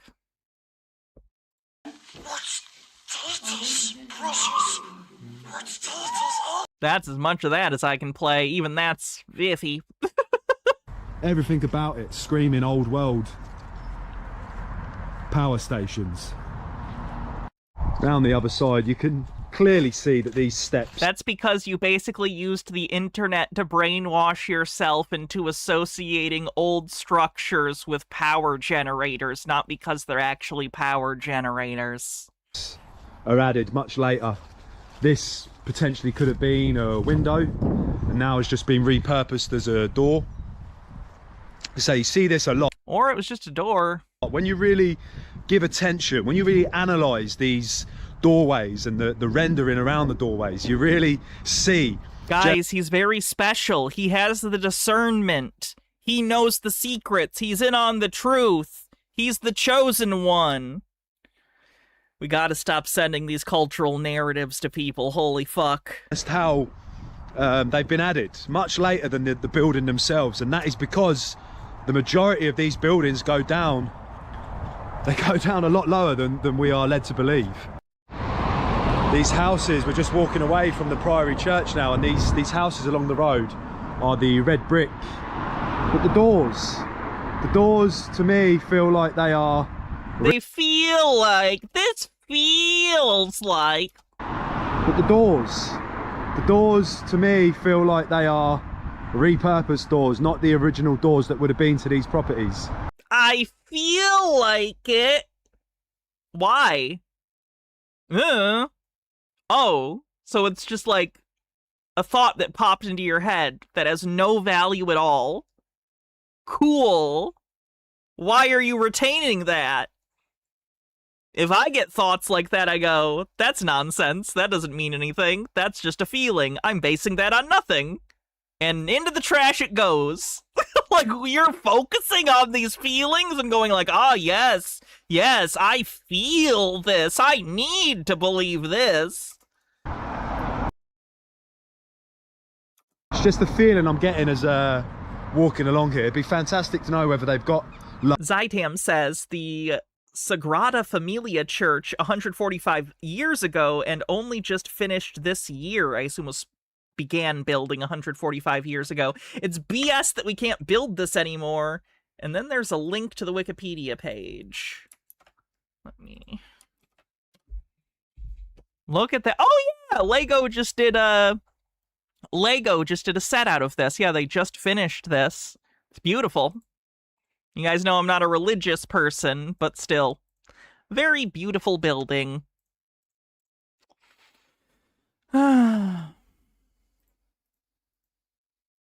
Lower levels, and sometimes people don't even realise that their properties have got these lower levels and just how far they go down. Said this bridge was erected in 1881 as the other one was destroyed by the flood in 1880. Look at the lantern on the front there. Just wondering whether that's a similar one to the one we saw in Cambridge the other week, where it's cast iron, because it had an antenna on top, so it could have possibly been powered by the electromagnetic energy, not needed a wire source to provide the light. But we're just wandering up the River Welland here, as we were at the viaduct the other week. Always running water close to the power stations. They were literally all just there within a couple of 100 meters, and you always find rivers close by to the old world power stations.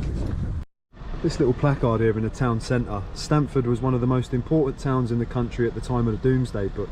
As the town developed, the wealth of the wool trade supported the establishment of many of the fine medieval churches in the town, 5 of which still remain. Once, these imposing stone buildings would have been surrounded by modest timber properties. Profane Priestess says it's still actually not completely finished. Only the main tower and surrounding bits are. The current head architect still doesn't think it'll be done in his lifetime, and he's only in his 40s, I think. Oh, that's crazy. As the town... It's got to be interesting working on a project like that you know you're only going to be a small piece of and you aren't going to get to see it finished. Prospered, all of the domestic and commercial premises were rebuilt in stone.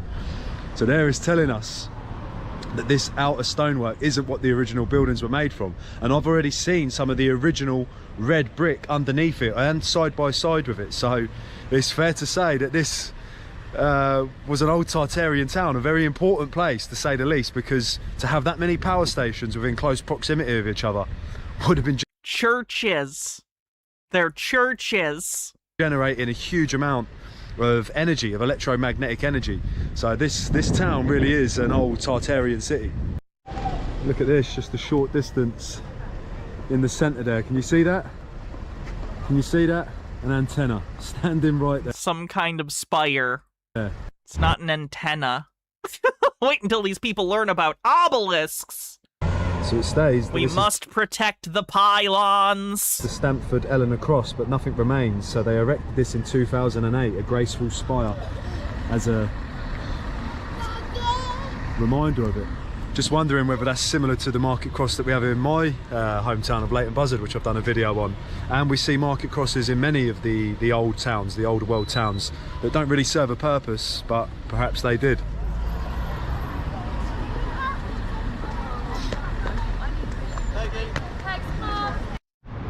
All Saints Church behind me, you can see lots of the ornamentation on top of that spire there. It would have been channeling the energy.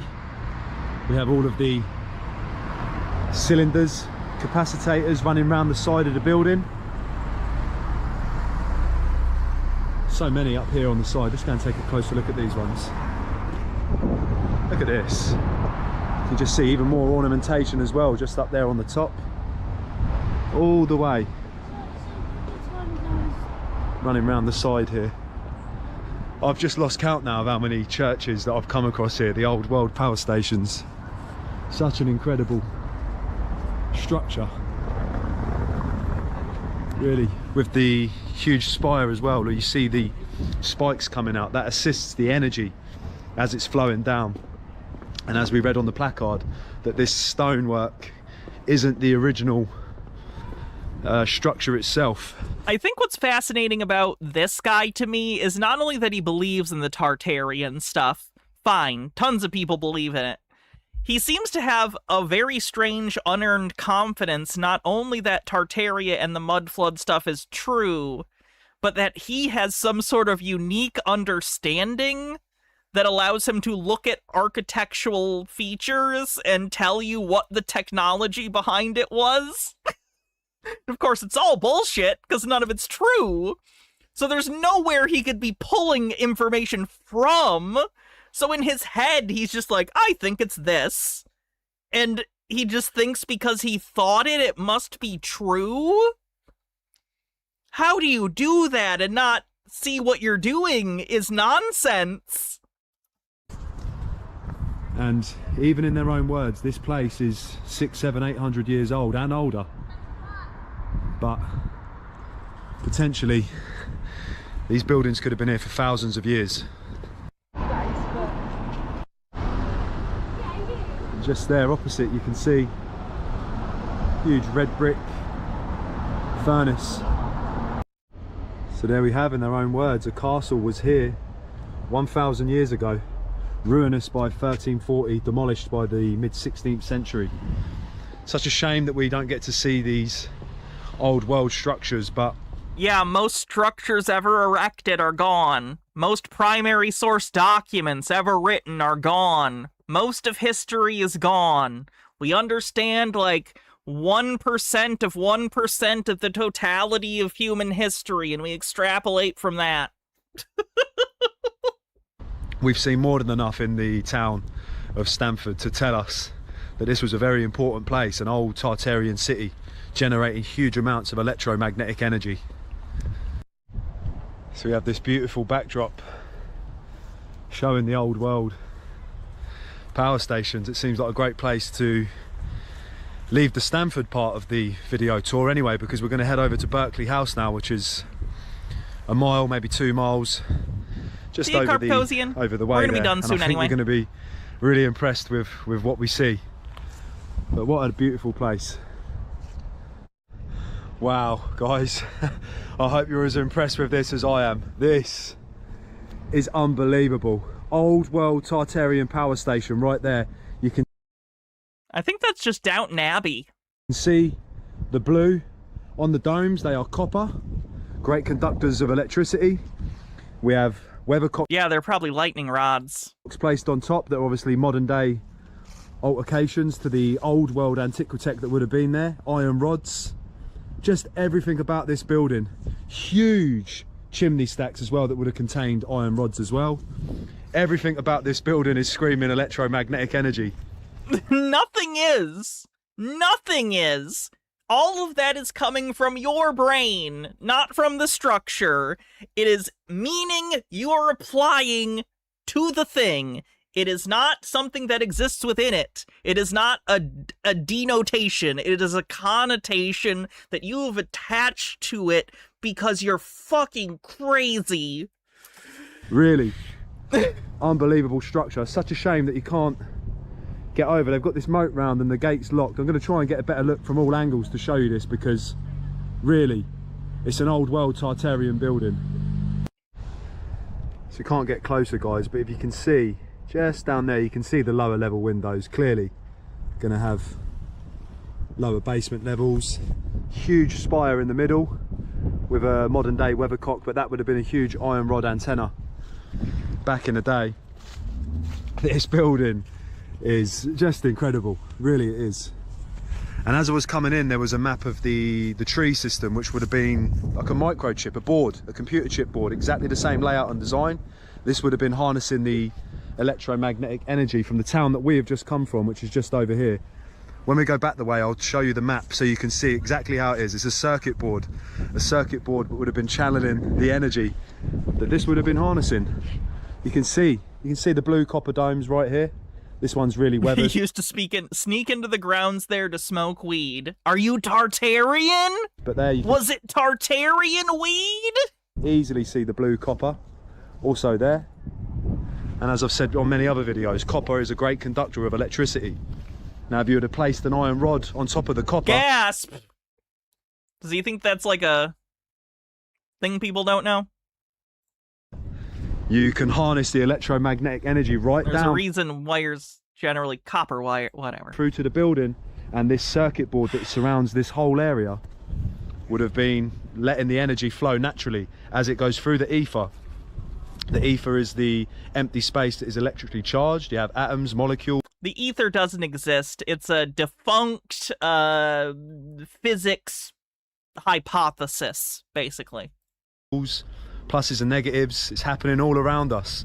When you tap into this natural energy, you have the ability to harness free energy, and that is why this is suppressed. This is why we're not using it today.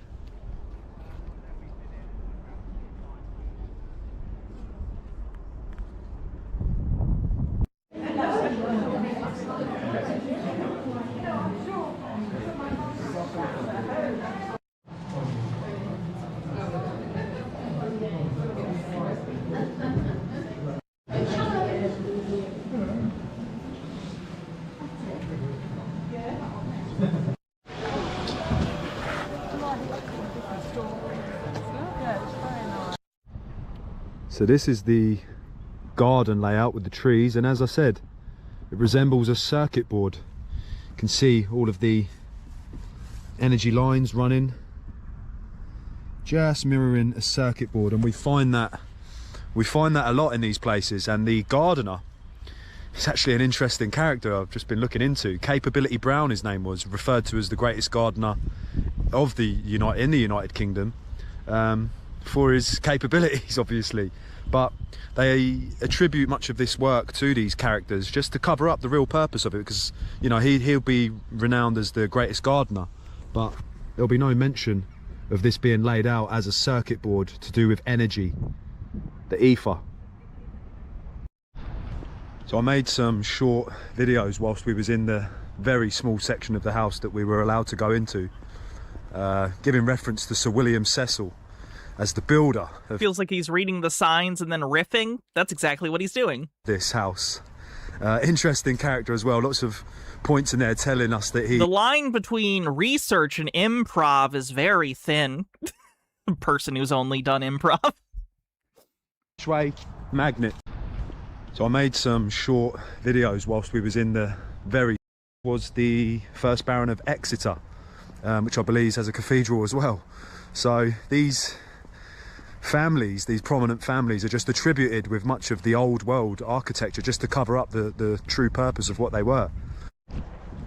It was unfortunate that we couldn't get to explore the house in greater detail, but we saw more than enough with the copper domes, the obelisk in the middle, antennas, everything there to tell us that this is an old world Tartarian power station. Even the gardens laid out in the circuit board that we see in a computer, we see this a lot. Lots of old cities are mirrored in exactly the same principles. So yeah, more than enough there to give us what we were looking for. So I hope you've enjoyed the wander around the village and the old manor house. Let me know in the comments what you thought of everything. As always, have a wonderful day, and I'll catch up with you all soon. Take care. Check this, guys, just on my way out from the manor grounds, and I stumble across a little memorial section for Princess Diana of Wales. Now this is same colour as copper, reference, domed roof, and that on top looks like a representation of the sun. Domed roof. Which is the... Mr. Blast, thanks for gifting a sub to Phoenix 2250. The provider of the electromagnetic energy. I mean, is that just a coincidence or what? Just seems rather... not strange, but you know, and we've also got the 4 points, like the solstice, you know? As we talk, on the solstice is when we get the alignments, we get the alignments of the electromagnetic energy. So I'd say that this is not a coincidence. This is here just as another reference point, really, just more evidence around. It's all around us when we look with them fresh eyes. Okay. So that's him, and that's Tartaria. That's another one in the books, people. Thank you very much for hanging out with me today and taking a look at Tartaria believers. It's always fun to take a look at some of these weird conspiracy theorists, what they believe, why. Maybe learn a little bit about ourselves. Is that the moral? Could we get Sonic in here? Anyway, so thanks everyone for hanging out. I appreciate you guys. Always have fun hanging out. I should be back tomorrow. I do have work and I do have electrolysis, so if it's really bad, I might not stream, but I will try to stream tomorrow. And of course, I will be here Tuesday for Tinfoil, so get excited for that. We'll have a whole bunch of fun stuff for that. Let's see who we're going to raid on Twitch. KF Logan is on. All right. Then we shall raid KF Logan.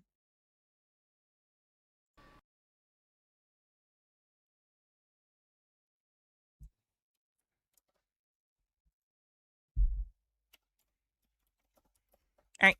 Good night, everyone. If you're on YouTube, remember to like the stream. All right. See y'all soon. Have a good night. And happy Pride. It's almost over. This month went by too quick. Bye, everyone.